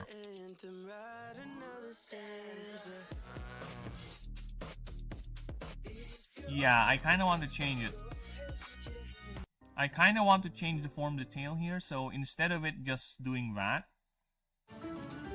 I kind of want to make it where it's actually blocking an attack. Right? It's blocking some sort of a hit here from a fireball or something. Not a fireball, some sort of an energy blast. Or maybe I can draw another creature swiping down here or something. Like a Mesha Bite. Just swiping down, and the shield is blocking it. Something like that. I could do that. But my main problem is it might make the picture too busy. Because again, this action shot also exists as a way to showcase the creature's anatomy. And I don't want it to be too complicated where we don't really see much of it. Right? Because again, this is a primer for the creature. I don't want to overcomplicate the drawings too much by making it too complicated and too busy. Because I think I have a couple of drawings where it's like that, and it just loses the anatomy of the creature. But yeah, that's why I have action shots where it just basically is a side view or just showing off the creature's how it looks like from the sides, from the back, or certain angles. So yeah, I'm thinking I mean, unless it's gonna be just this.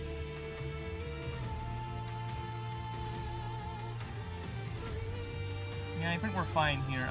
It's okay if I put the shield like that, but it's gonna hide this good portion of the creature's body. So yeah, I think I'm gonna leave it as is. I'm not gonna change anything. Maybe. Still thinking about it. For now, though, let's put in the rocks.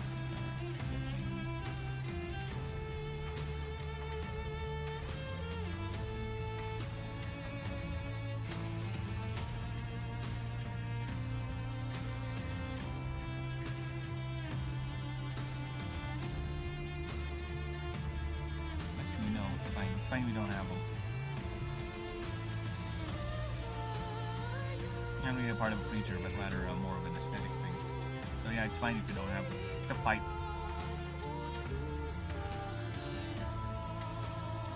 So yeah, I think we're fine with this. Should I? You know what? I'll be right back. While I consider changing, or yeah, this shield over here, just make it show it's actually turned on the other way, and it's catching some sort of a projectile or some sort of a hit. So I'm thinking. I'll be right back. Give me but a moment, people. I shall return. Yeah, where's the BRB? There you go. BRB, like dynamite.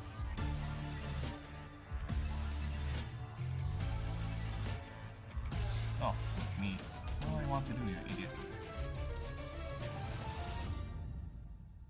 There you go. Now I'll be right back.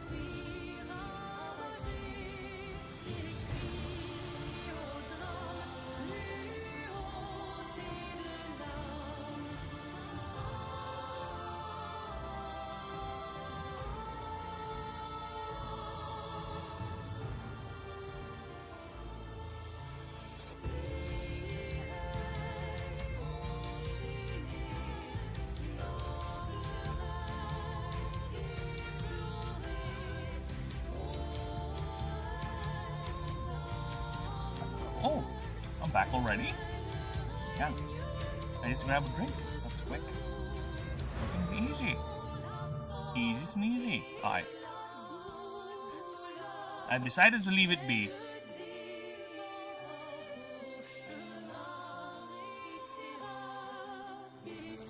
I really hate me.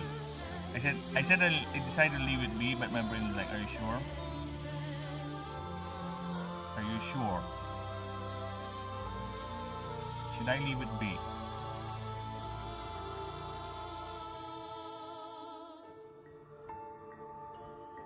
Yeah, I think we're fine. Yeah, we're fine. Let's just put the action lines here so we can showcase the movement.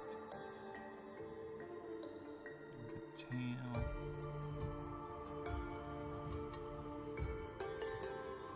Right, there you go. And this thing rushing towards you. It shouldn't be white. What if it's white? Have you checked the score? No! I don't check the score. What is this? Oh, you got censored? Aww. Aw, poor snakes got censored.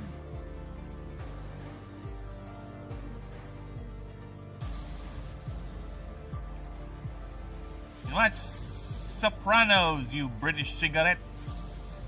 Maybe. Maybe I would end up watching that show with the wife. Because I kinda want to do that. No problem, Snaky Poo. You go ahead and do that. Grab them foods and have fun. I'll be lounging out here. Give me a moment as I lounge about. Checking the stream, see if they're all still alive.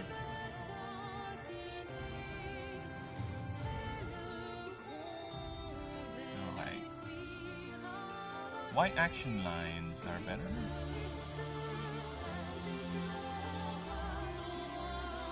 Alright, we have a problem here with the action lines. I think there should be a tapering off, right? So it starts here.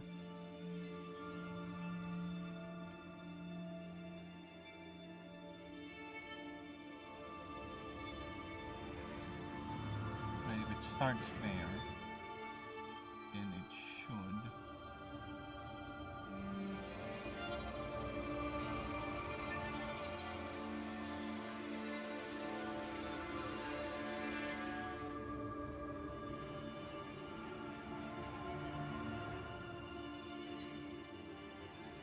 I think we're fine, actually. Never mind. I think we are definitely fine. Well, Snakes is gone off to get some food seeds, and I'm still thinking about the action lines. I think we're fine, actually. Yeah, we're fine. We are most definitely fine. I'm just gonna put in background, maybe give it some blue. Like that. No need to make it too complicated. Just simple blue like that. There you go.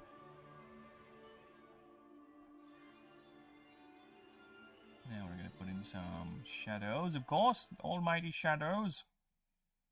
My favorite bit.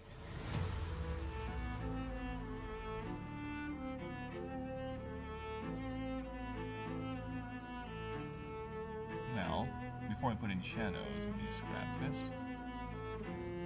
Do that. And let's go.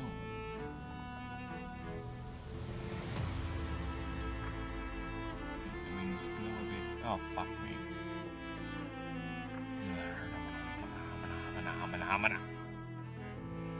Transparent.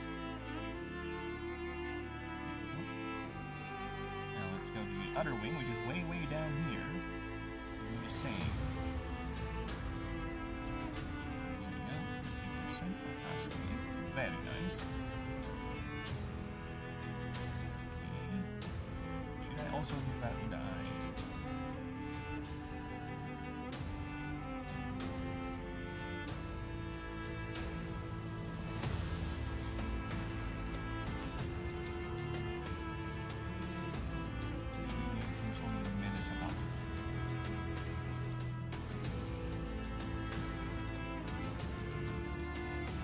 fuck you.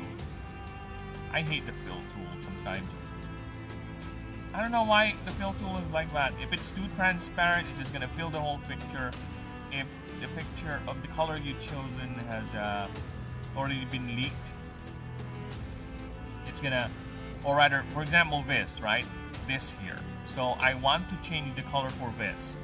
Turn it into green. Look what happens if I do that. Okay, we're gonna go to this body part.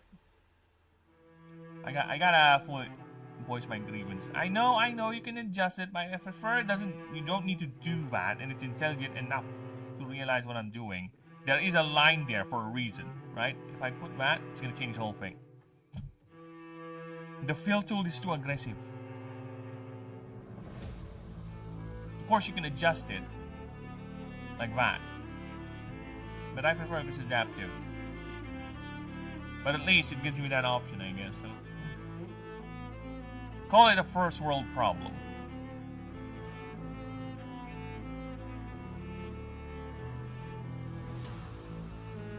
Should I put in the eyes or just...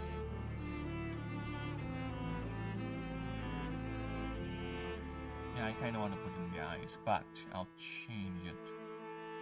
Kinda don't like it. Oh, fuck.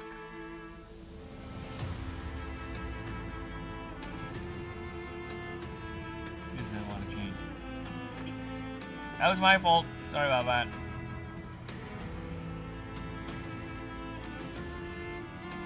No. That's weird.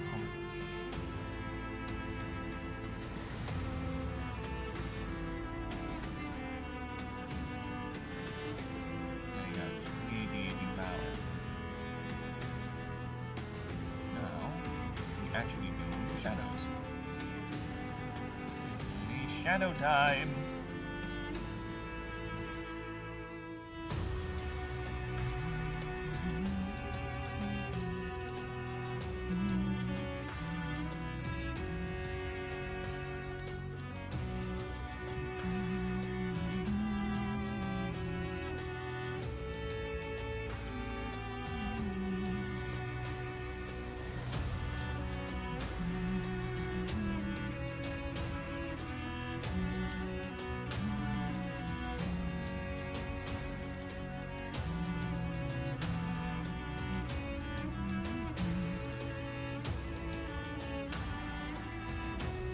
Clair Obscure is a fun little game, but there is a massive but in that. The balance for the game, I agree, there is an imbalance with the combat mechanic, because the way the game is designed, especially with the way things stack around against the player, tanking is not really a thing in that game, in higher difficulty at least, because the enemies are the only way for, especially with the perfect parry being 100% damage mitigation, and the dodging is a 100% damage mitigation. The only way the game can compensate for making a boss fight hard is to make the actual fight itself, the way you dodge enemies and all that, to be annoyingly frustrating in terms of the enemies have to fake you into thinking, oh, they're doing this move, but no, not really, they're doing actually this move, right? Oh, they're about to attack. No, it's designed to either throw you off with your block, right? And as for the damage, it's gonna be always a one-hit KO or close to a one-hit KO, where mistakes are not that easy to get away with. You have to get with the parries and all that. I am just happy. The only saving grace for me, that's why I'm kind of okay with that, but I can see the problem with it, is that the fact the game will allow you to break it. I have finished that game with some of the most cheesiest builds I have, right? The cheesiest build that I made to finish that game on stream, actually. I don't know if the stream is up. If you guys want to see my playthrough of Clair Obscure, just check the playlist, it's there. But I ended up making a cheese build where basically I just outsped everyone. I refuse to play around with the dodging and the parry system because I'm not that good at it. So my brain-dead solution is this. I'm playing on the hard difficulty, by the way. So this is not easy game journalist mode difficulty. No, I'm playing on the hard difficulty because I ain't no bitch. Okay, I ain't no bitch to a point that I'm not gonna play the easiest nor the medium. No, I'm gonna play the game on the hardest difficulty. There's a caveat. That's not bullshit. Alright? So I play the game on the hardest difficulty available. And I made the most broken build. I just basically built a team where they all outsped everyone. Verso was my man there. They say, what game? Claire Obscure.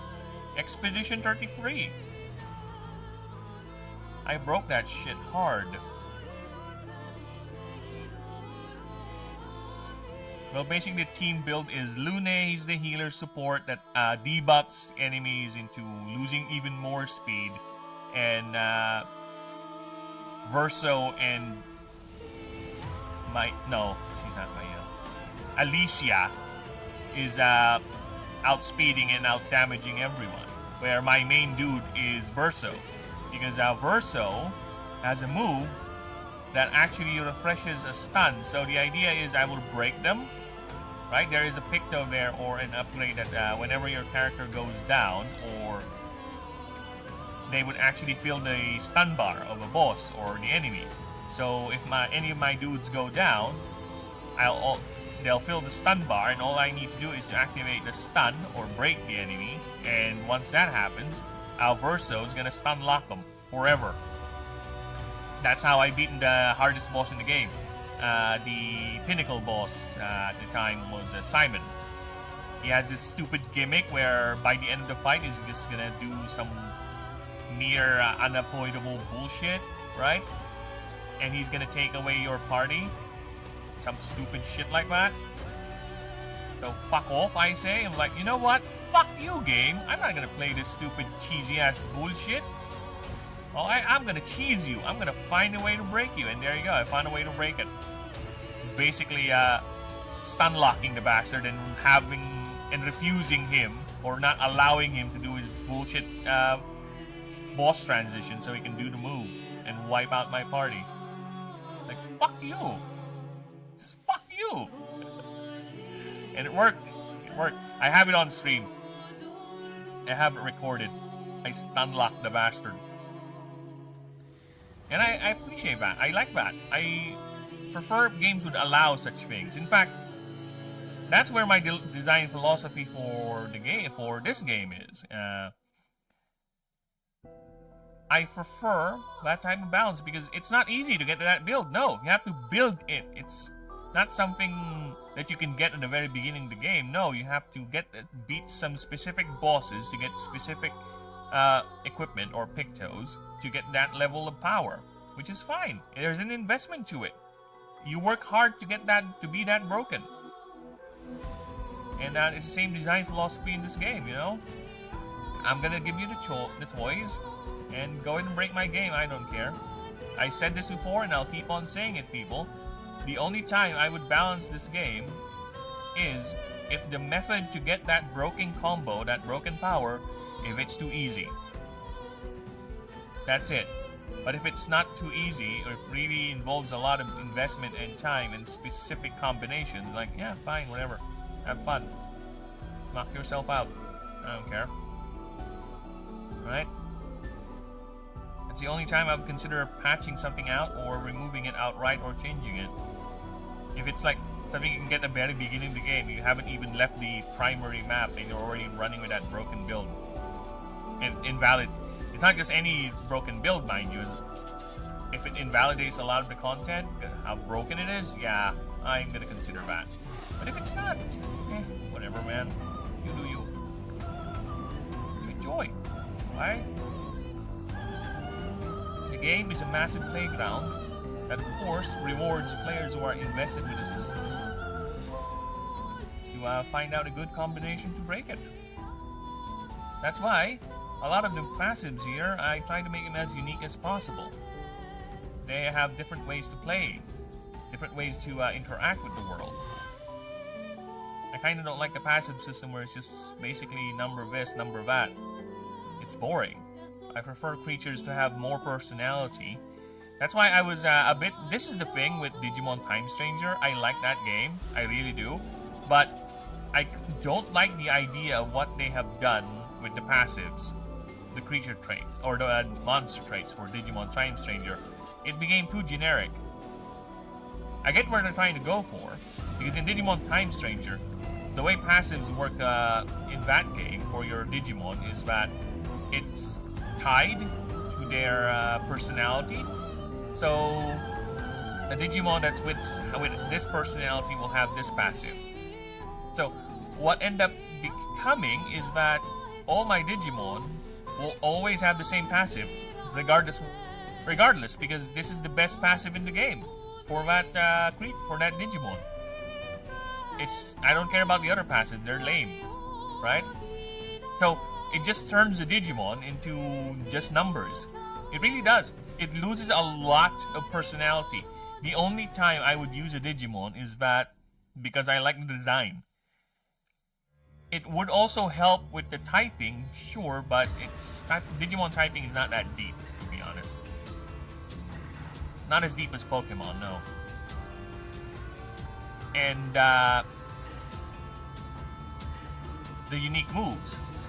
And to be honest with you, a lot of the unique moves in the Digimon Time Stranger game, sure, each Digimon has 1 to 2 unique moves, but a lot of them don't do that much different. It's either it's an AoE move, it's either a single hit move. There are unique effects to it, but it's not that usable. Like, there's this one Digimon move that deals more damage to this type of Digimon, which is okay, that's a neat idea, but the type of Digimon it hits, it's so specific and niche. There's no other variation to it. It's either it deals more damage to that, it's an AoE, it has a status effect, which this is the most annoying thing with Digimon Time Stranger. The same with the other Cyber Sleuth game too. They made the bosses immune to status effects. Downright immune. Just plain immune, which is fucking dumb. Late game just boils down to just you hitting harder and hitting faster. It's all about the numbers game. Status effects in Digimon Time Stranger don't mean anything, because a lot of the bosses will be immune to it. If you have a Digimon that's actually built for poisoning, which is very rare, right? For poisoning or doing some sort of a status effect, you're fucked, because a lot of the bosses will be immune to it. Especially there's a status effect that's basically a percentage to one hit KO a target. Like, yeah, interesting. And what's the game's solution to balance that? Immunity, straight up. It's all the bosses are immune to this. Fuck you. You can't use this effect. And why did you give me this effect anyway when most of the game is me fighting bosses, especially in the late game, or boss level fights? Right? You expect me to run around and just fight normal enemies that are not really that different? The only thing that's different is this boss is immune to that? Well, at least with Time Stranger, they try to put some variation with the boss fights, but the immunity is still there, and I don't like it. I don't like it. If you want to make status effects overpowered, then can we have sort of a midway where the boss is still affected by the status effect? Well, technically, the way they went around it, this is their solution. This is Digimon Time Stranger's solution to the boss immunity bullshit. A boss is immune to all status effects except 1 or 2. So the trick is to figure out which effect it's immune to. That's it. That's their solution. That's their solution, and I don't like it. I prefer if the immunity comes with the typing, so that way it's predictable, just like what Pokemon has done, with the fire type being immune to burn, poison being immune to poison, right? The same thing I've done here. Fire is immune to Scorch, Void is immune, or not really immune to, it's immune to Mana Drain. Yeah, Void. I think I made, I forgot what other immunity force. Oh, Burden is immune to Leech. Stun, Voltaic is immune to Stun. You know, at least it's predictable that way, and it makes sense cohesively, right? Or do the way other RPGs have done it, like Path of Exile. You know how Path of Exile did, or have done, with their boss fights for status effects, especially Path of Exile 2? Path of Exile 2, any boss can be affected by a status effect. Like literally, you can freeze a boss, right? Freeze effect, as in not moving. Okay, you can do that. What happens there is that you build a meter. It slowly builds up. So for bosses, the meter fills slower and demands more investment on stacking that status effect, then it will fire the status effect. That's a good way. That's a good way to put your boss, or to give your boss a chance to be status effect, or status effect build, or creature, or monster, whatever, without just doing the lazy way, just blanket immunity. And that's how I prefer that. That's why a lot of my status effects, the way I go around in removing them, if you would check the move list, I have very, very few moves. I think I only have, I don't think I have, actually. I'm thinking here, I think all the moves I have when it comes to removing status effects is just removing a specific number. Not all, right? Even the item that's designed to take care of status effects is going to remove a specific number of stacks. Not all of it. Not all of it. It's going to remove either 5 stacks of whatever status effect. It's going to remove this number. It's not a complete removal. And again, the only immunity is either through an investment through a move or an effect, or the typing itself. And it has to make sense at least, not because whatever. Yes, even the gods can be status effect to death, right? It's your build, right? If you want to make a poison build team, go right ahead, have at it. I don't care if Aurelion dies by embarrassing himself and dying in poison. You made that build, and you invested time in making that build. Sure, have at it. I don't care. And I prefer that. There's a lot of ways to go around in beating the game, not just this specific way. I really don't like choking the player into beating a boss into a specific way. As much in terms of this build is functionally undoable with this boss fight. Which, that's the thing I'm really watching out for when we get to the testing of the game, is to make sure all possible builds can be done as much as we can, right? It's gonna get to a point where, yes, there will be better builds than that, better builds than this, sure, but I just want to at least have them, all of them, or combination, not really build ideas, archetypes, to be functional late game. I don't want it to be where there's a type of play that is good at late game, good at this early game, but fizzles out, and you either change the way you play or just fuck it. I kind of want it to be carried over. This is your build, this is your commitment, sure. And that's the hard part. That's where the balancing comes from. That's where the actual skill comes from. And I can't wait to get to that point. And I hope there will be you guys will be helping me out with that. And also, once I get to the PC version, that would help out a lot, because I already have the balance set up, right? That's why I really want to do tabletop first, because that's more easier. But as we're doing the tabletop version, I'm going to go ahead and learn how to program so we can also get the PC version up and running.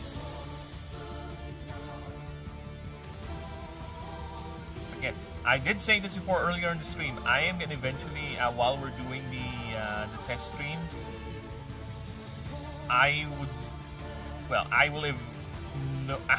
have English. I will go ahead and learn. I'll use Godot to learn how to create random generated maps, because it's going to help out with our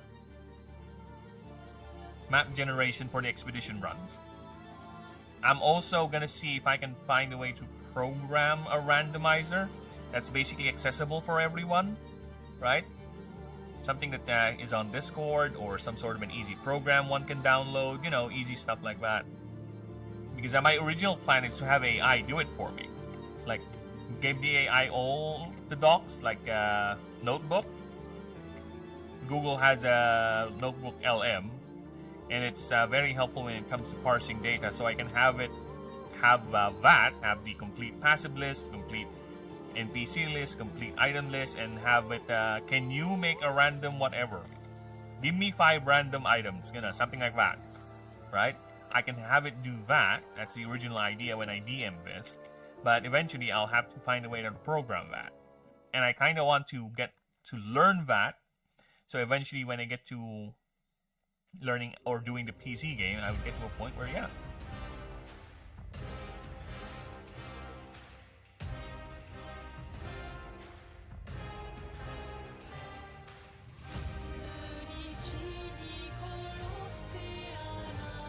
Sorry, just checking the streams and the time, because like I said, I was supposed to do things offline yesterday, but the rains were so oppressive that I was not successful in doing them, so that's why I'm here.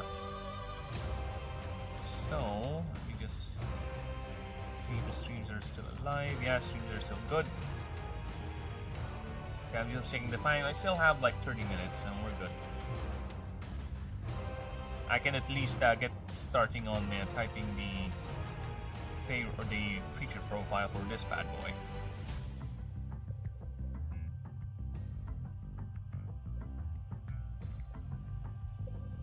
There you go.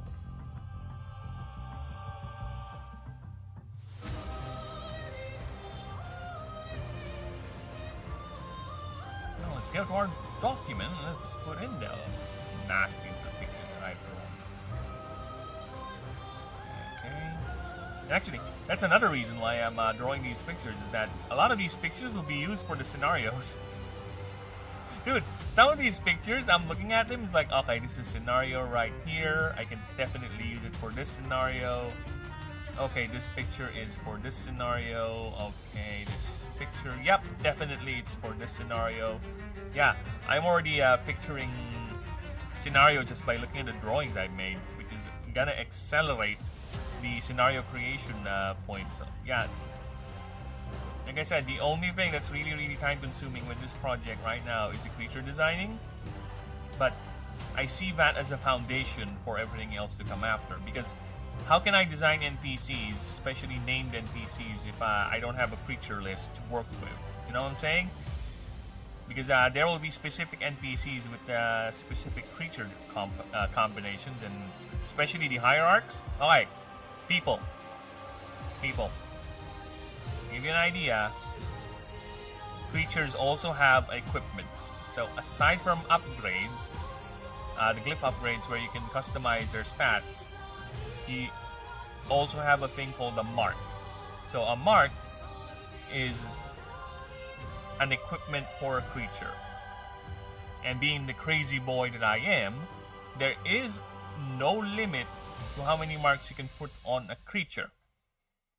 Technically speaking, the only limit is actually each item or each mark will consume 5 of its upgrade capacity. So if you don't have 5 upgrade capacity free with the creature, you can put it in. But you can remove it anytime you want and transfer it to a different creature. Right? It's an item, it's a mark, it's a magical object that does that effect when given to a creature. So there are 17 hierarchs in the game. They are the high seat members, they are the leaders of their specific countries, and each of them has a specific mark attached to them. The inspiration, if we're gonna go Pokemon language here, is the gym leaders from Pokemon. So that's why there's 17. Each of the types have, well, 16 actually. Yeah, 17 actually. I do have an Illuminate type badge mark. So yeah, you can challenge them anytime in the game, anytime, first challenge will be free. Subsequent challenges, fail or pass, will be paid because you are taking out of their, their time. Okay. I'm thinking either it's gonna be free, by the way, first time or not. I think I'm leaning on not, actually, the more I think about it. There will be a fee to challenge the hierarch, and because again, they are political figures, they are busy. We're talking about the equivalent of a president or a king or a CEO of a massive company / country. So you challenge them into a fight for you to get their mark is actually taking them away from their duties. So they would ask for some sort of compensation, and the law is keen on the money, right?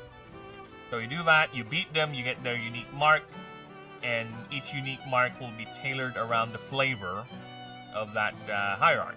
For example, the verdant hierarch, I think I already have the marks here, so let's see if I can find them. I'd much rather have the document pulled up rather than me talking out of my ass here.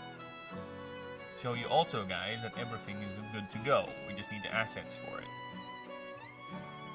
Combat. I think no, it's not in combat. This is new.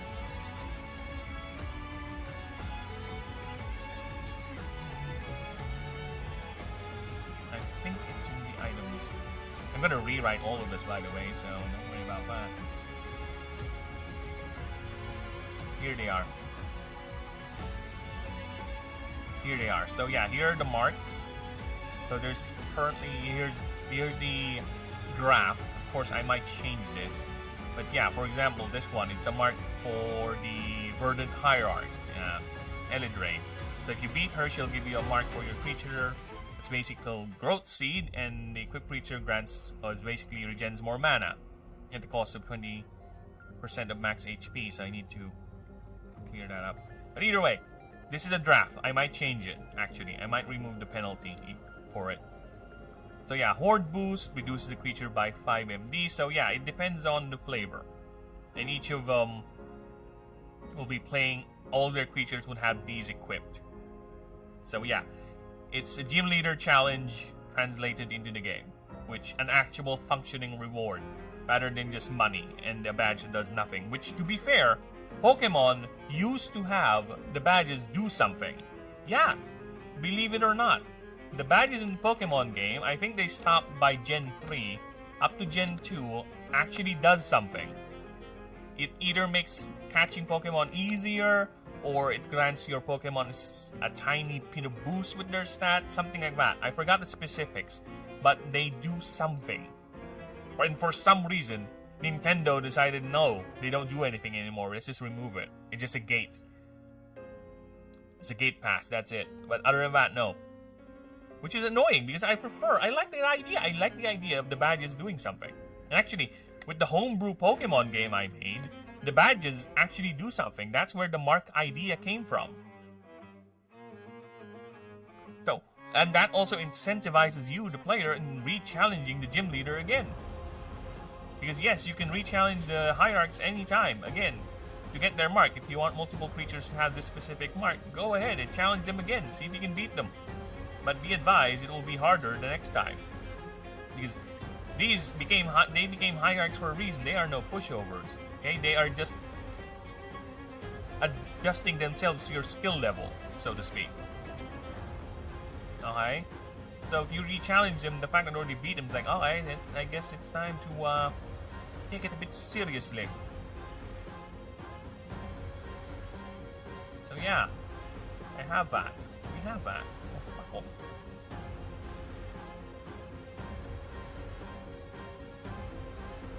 I will allow such things. No problem. So yeah, that's another thing I am also looking forward to. Rewriting the marks, because I think a lot of the perks and the marks are actually underpowered, to be honest. Now that I have references for actual creature stats and numbers. Because when I made them initially, I don't have a reference of how HP would look like, how moves would be, the status would be, the passives will be. So I don't have that. I only have ideas at the time when I wrote it. So that's why I'm rewriting a lot of the rules as well, because there are things that changed, got added. So I think alpha. I'm currently at alpha, and now I'm moving. I won't say beta, but alpha version number 0.5. Let's go with that. So yeah. So we're at that stage now in development, which is neat, very, very neat.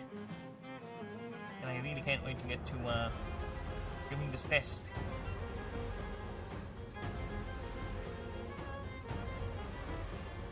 Okay, so where am I? Yeah, and also, I'm gonna go at there's a lot of documents now I need to make, actually, to both help players and the DMs, if ever someone is deciding to DM the game, right? I'll also be making a doc for the hierarchs, for their marks, for their team, their gimmicks, right? I'll be also, because the hierarchs also have a little story of their own, so it's like a favorite track for the hierarch, but not really a favorite track, it's just a mini quest revolving around that hierarch. So I'll be making that too, but I'll be making that after I'm done rewriting both the creature rules and the player rules. About the world rules, I will also rewrite that, because now everything around the game is revolving around the expeditions, the expedition run. The overworld game mode is kind of being left aside to the point that I don't even think about it when I make rules or in passives. Well, not really, I don't think about it. I think about it less and less.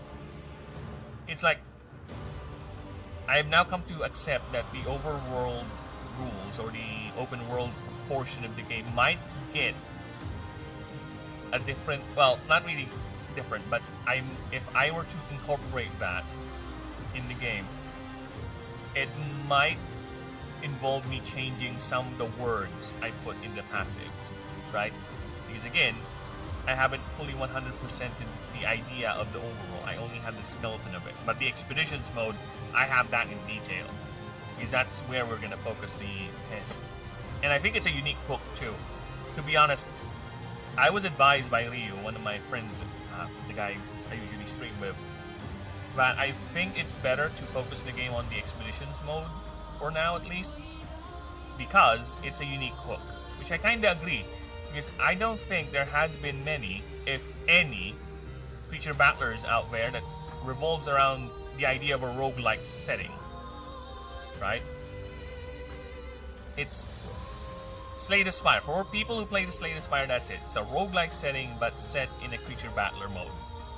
So, I don't think there's been a lot, or if any, and with that idea in my game, I think that's a unique hook to it. It's a unique hook.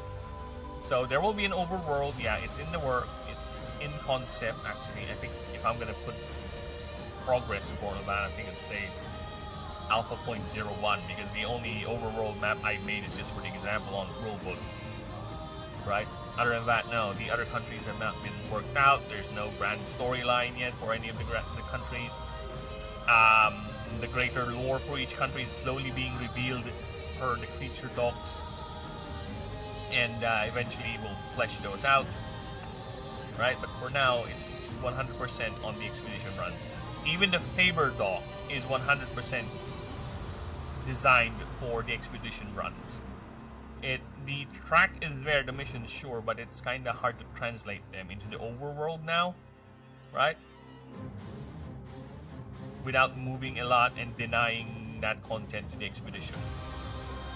Something. You know what? I'll be right back. All this tangenting is making me wee-wee. Be right back. I'm gonna pee these, and you guys stay there, because I'll be typing a lot.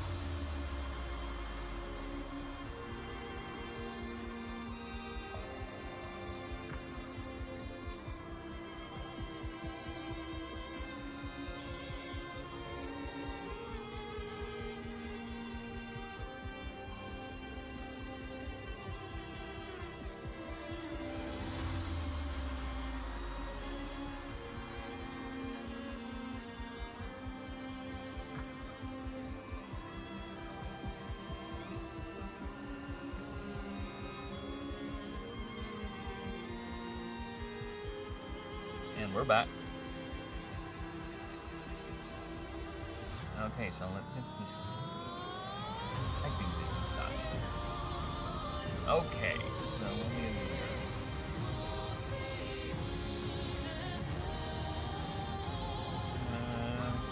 History.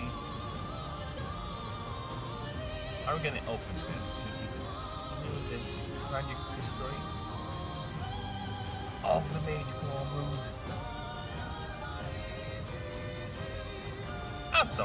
I'm sorry. I saw him again. I saw Dave again. Like, that fucking face.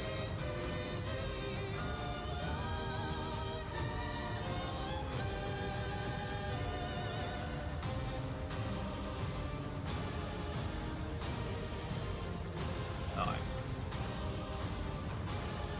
Now, what's your name again? Grimbrow, right? Dude, I have so many name characters now. I keep on saying this, but yeah. So many name characters.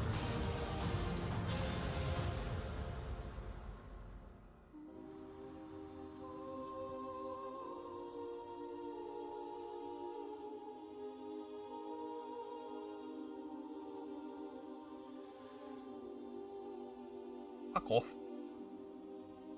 When Grimbrow, Iron Leg. Iron Legs party. First, they eyes on ruins of the Azure Citadel.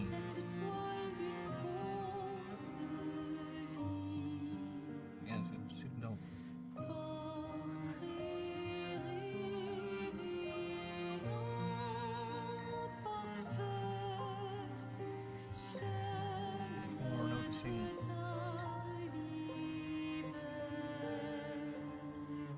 Oh no.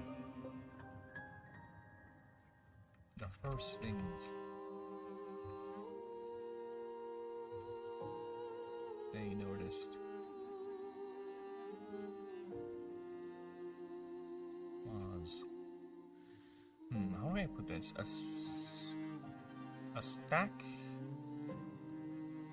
a peculiar, a group. The idea is that they found things that are positioned in the entrances, in corners, or in ledges, like watchtowers or something, right? Like guard watchtowers.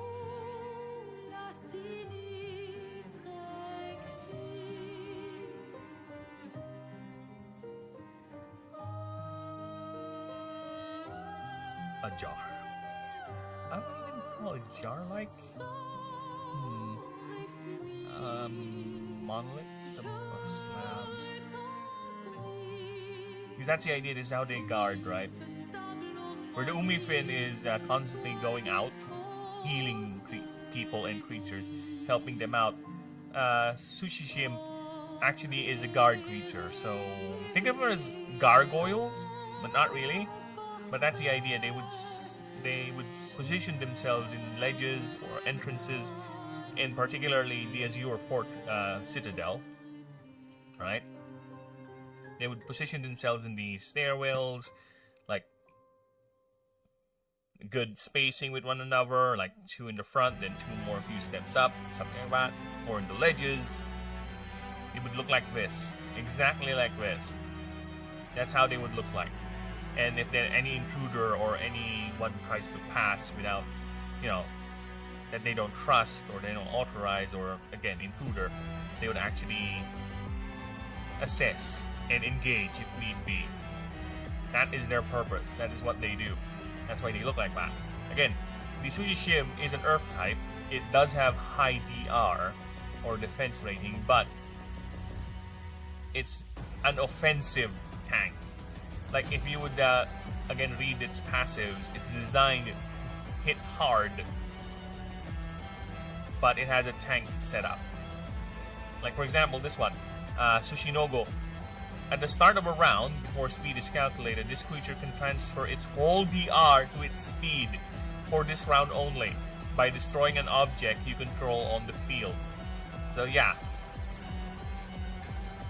it uses its defense as offense. It's a good offense, a good defense is a good offense sort of creature type of identity with it. So it looks like it's tanky. Yes, it's kinda, but it uses that tankiness proactively. It's not like a Proceratron, where Proceratron's passes revolve around it getting hit, then hit back. No, this one is more active. There is a passive that is like that though, but this one is quite aggressive in terms of its effect than the others. Like here, at the start of a round, you may choose up to 3 opposing creatures. Whenever one of them attacks this creature or an object you control, the attacking creature is dealt piercing damage equal to twice the difference between this creature's current DR and the attacking creature's. If the creature has more DR than this creature, this creature instead takes damage. You can instead roll a 1d20 on a 12 up. This creature deals Earth-type damage to the attacker based on his current DR. So yeah, again, it uses its defense as offense. That's the idea of it. It doesn't sit there and tank. It fights back.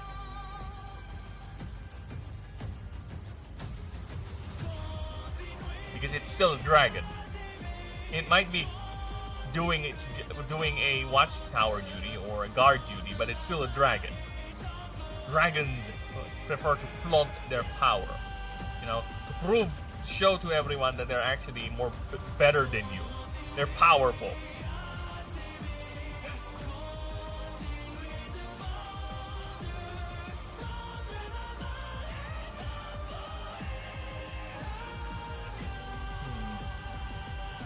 Actually, no, let's change that. What's not?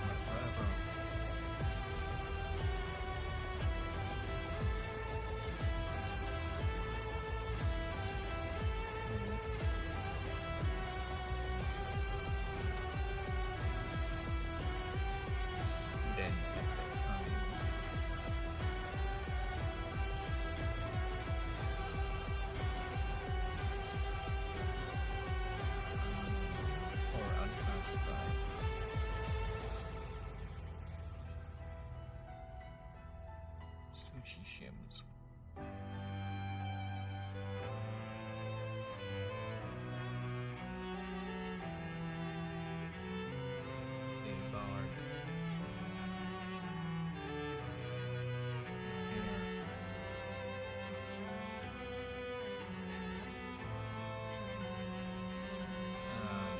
Station.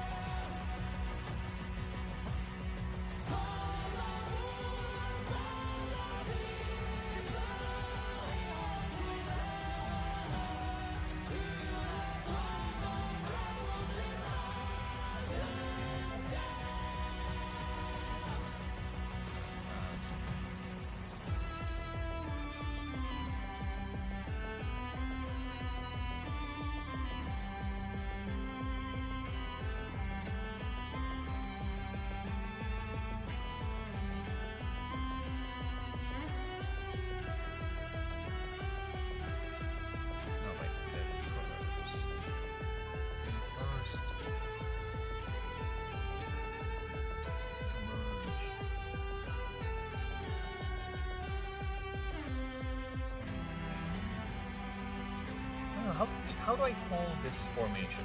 Is it a jar? Is it a wall?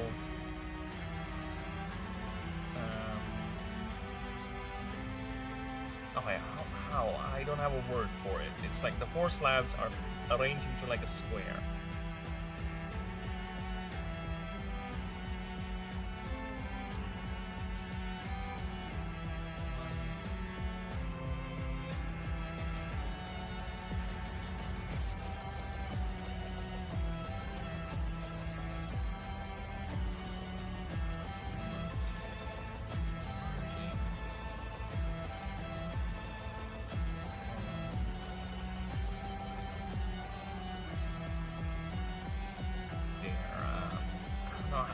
Words! I need source.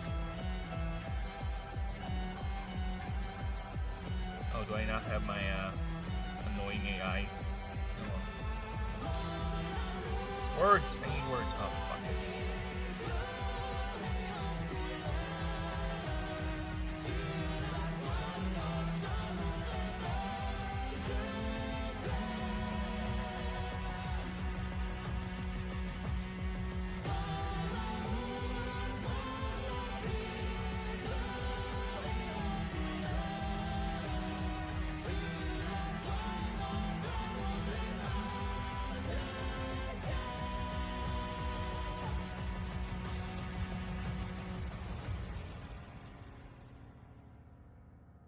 Yeah, well, whatever.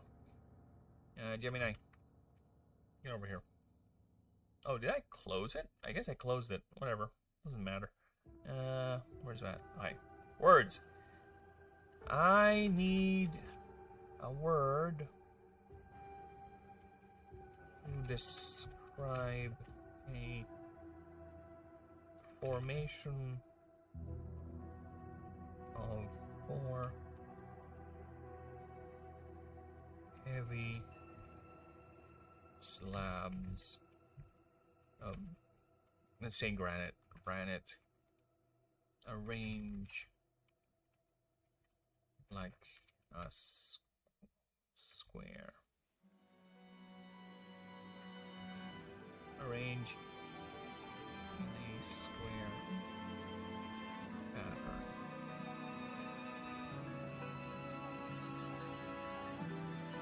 Being a picture looks like this. Yeah, I need a word. I need a word.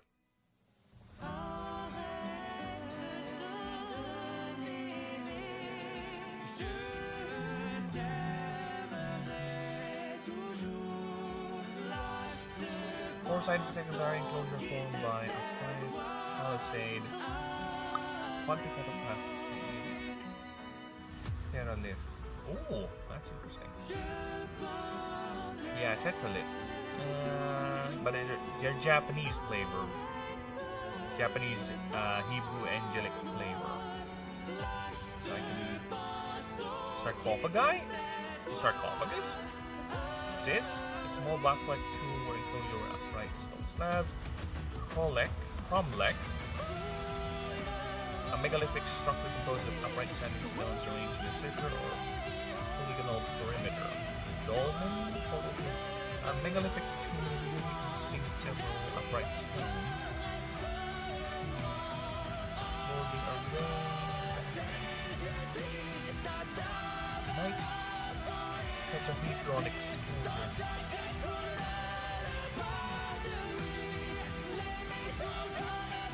A geometric term highlighting four-sided inward angle arrangement of the monoliths.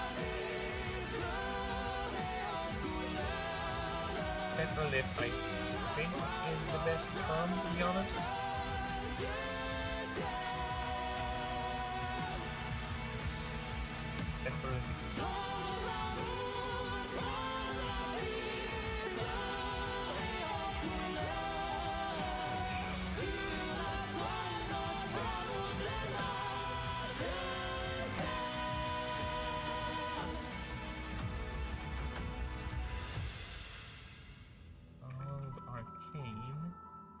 Infused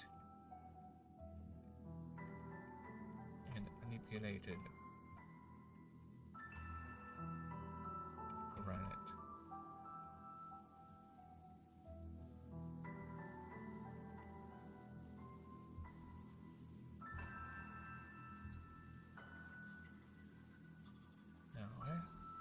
4 slabs.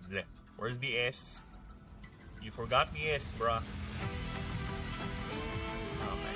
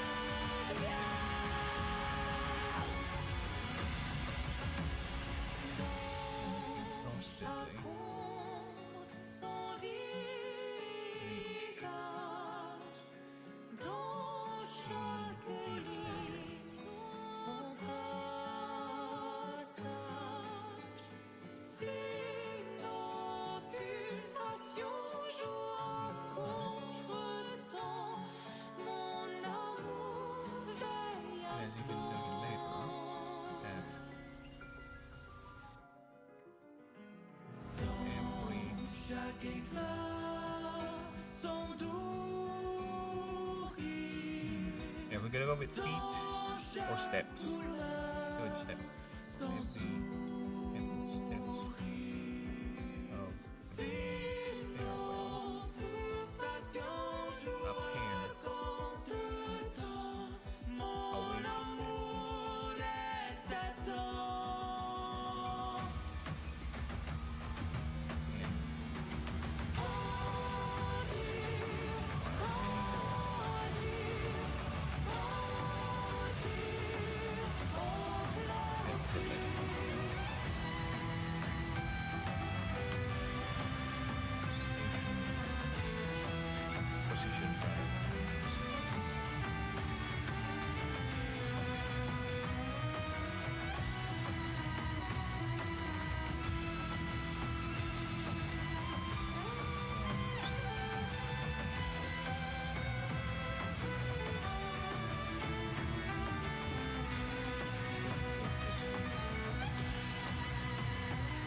Citadels, rather.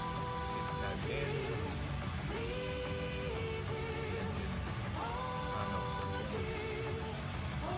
Ventilations. Parts of the castle. I need parts of the castle. Parts of a castle. Parts of the castle. Or fort. The part where you walk on the castle walls. Moat, no. Barbican, large white out of the gatehouse. Curtain wall, massive outer stone wall. Ah, there you go.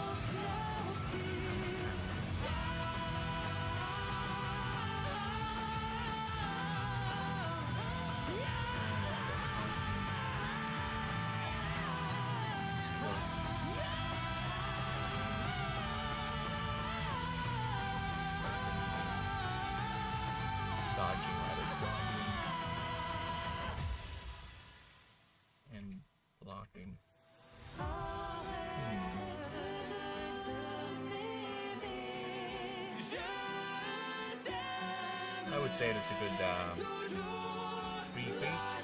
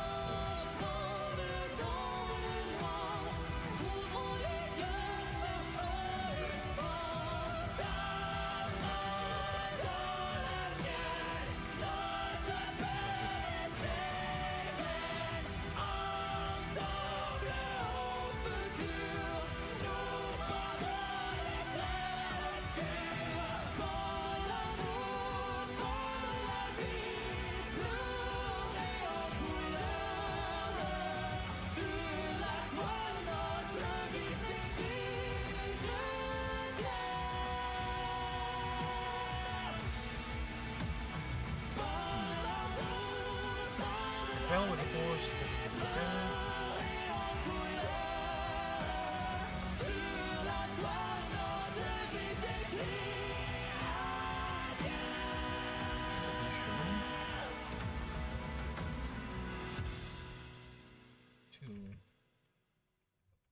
Over.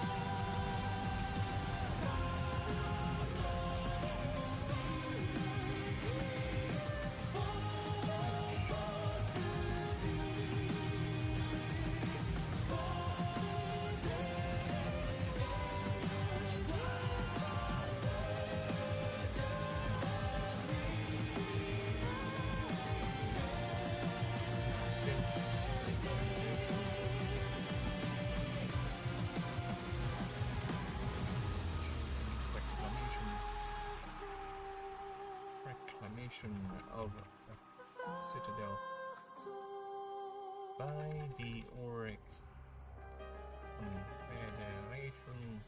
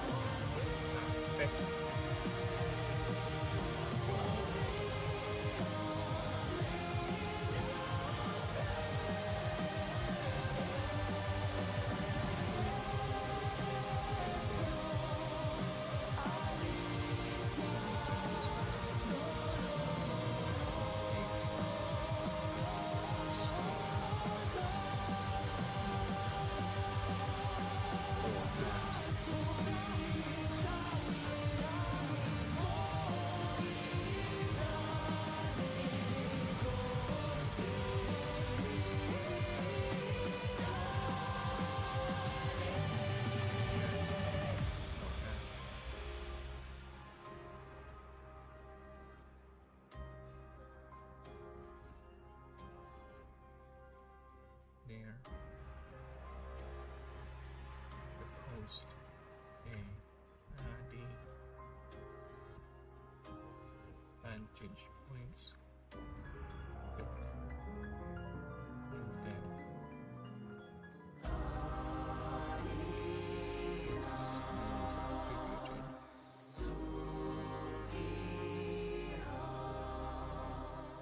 Mainly to in native memory.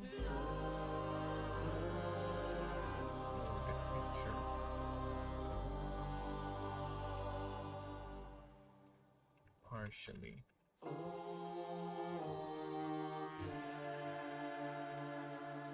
is aware of this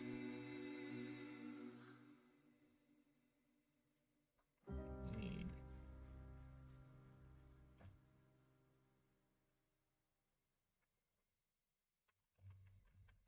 My olives are still unsure because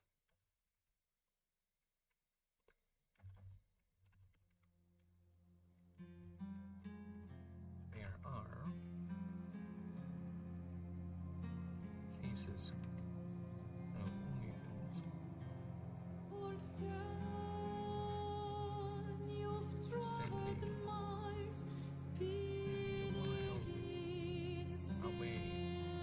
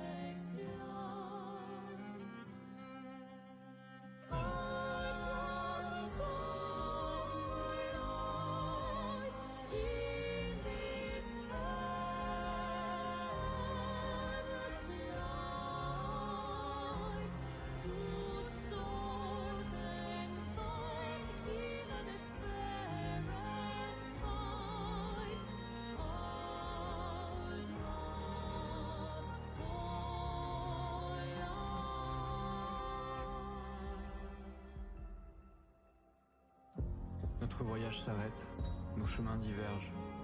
Alors que l'un s'éteint, écoute le chant lointain. Laisse derrière nous ce cœur immortel. Dans ce monde peint, l'amour est artificiel. Dans ces mondes reculés, nos histoires se rejoignent, dérivant vers des toiles incertaines.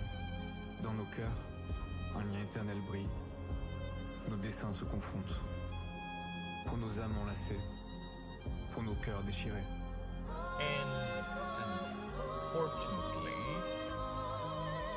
I have to call it, people, because I do need to go out. Which is a shame, because I am quite in the zone for this. Food. Want to finish this up, but yeah, we are 27:13 a.m. here, and sun is rising quite high. And I don't want to get caught in the blazing heat, because I do live in a tropical country. So it's either uber rain or uber heat. Alright? So I'd rather be in the middle. So I have to bid you people adieu. And thank you for everyone stopping by. Snakes, Alia, Dinisium. Thank you for you lovely lurkers out there. And please, don't hesitate to hit that like and that sub, you know? Always welcome. Always welcome. Appreciate your support, lurker, chatter, suggester, friendo, everyone. Thank you. I will see you guys tomorrow. Bye-bye, Dinisium. Bye-bye. And, what are you trying to say? There you go. Bye-bye.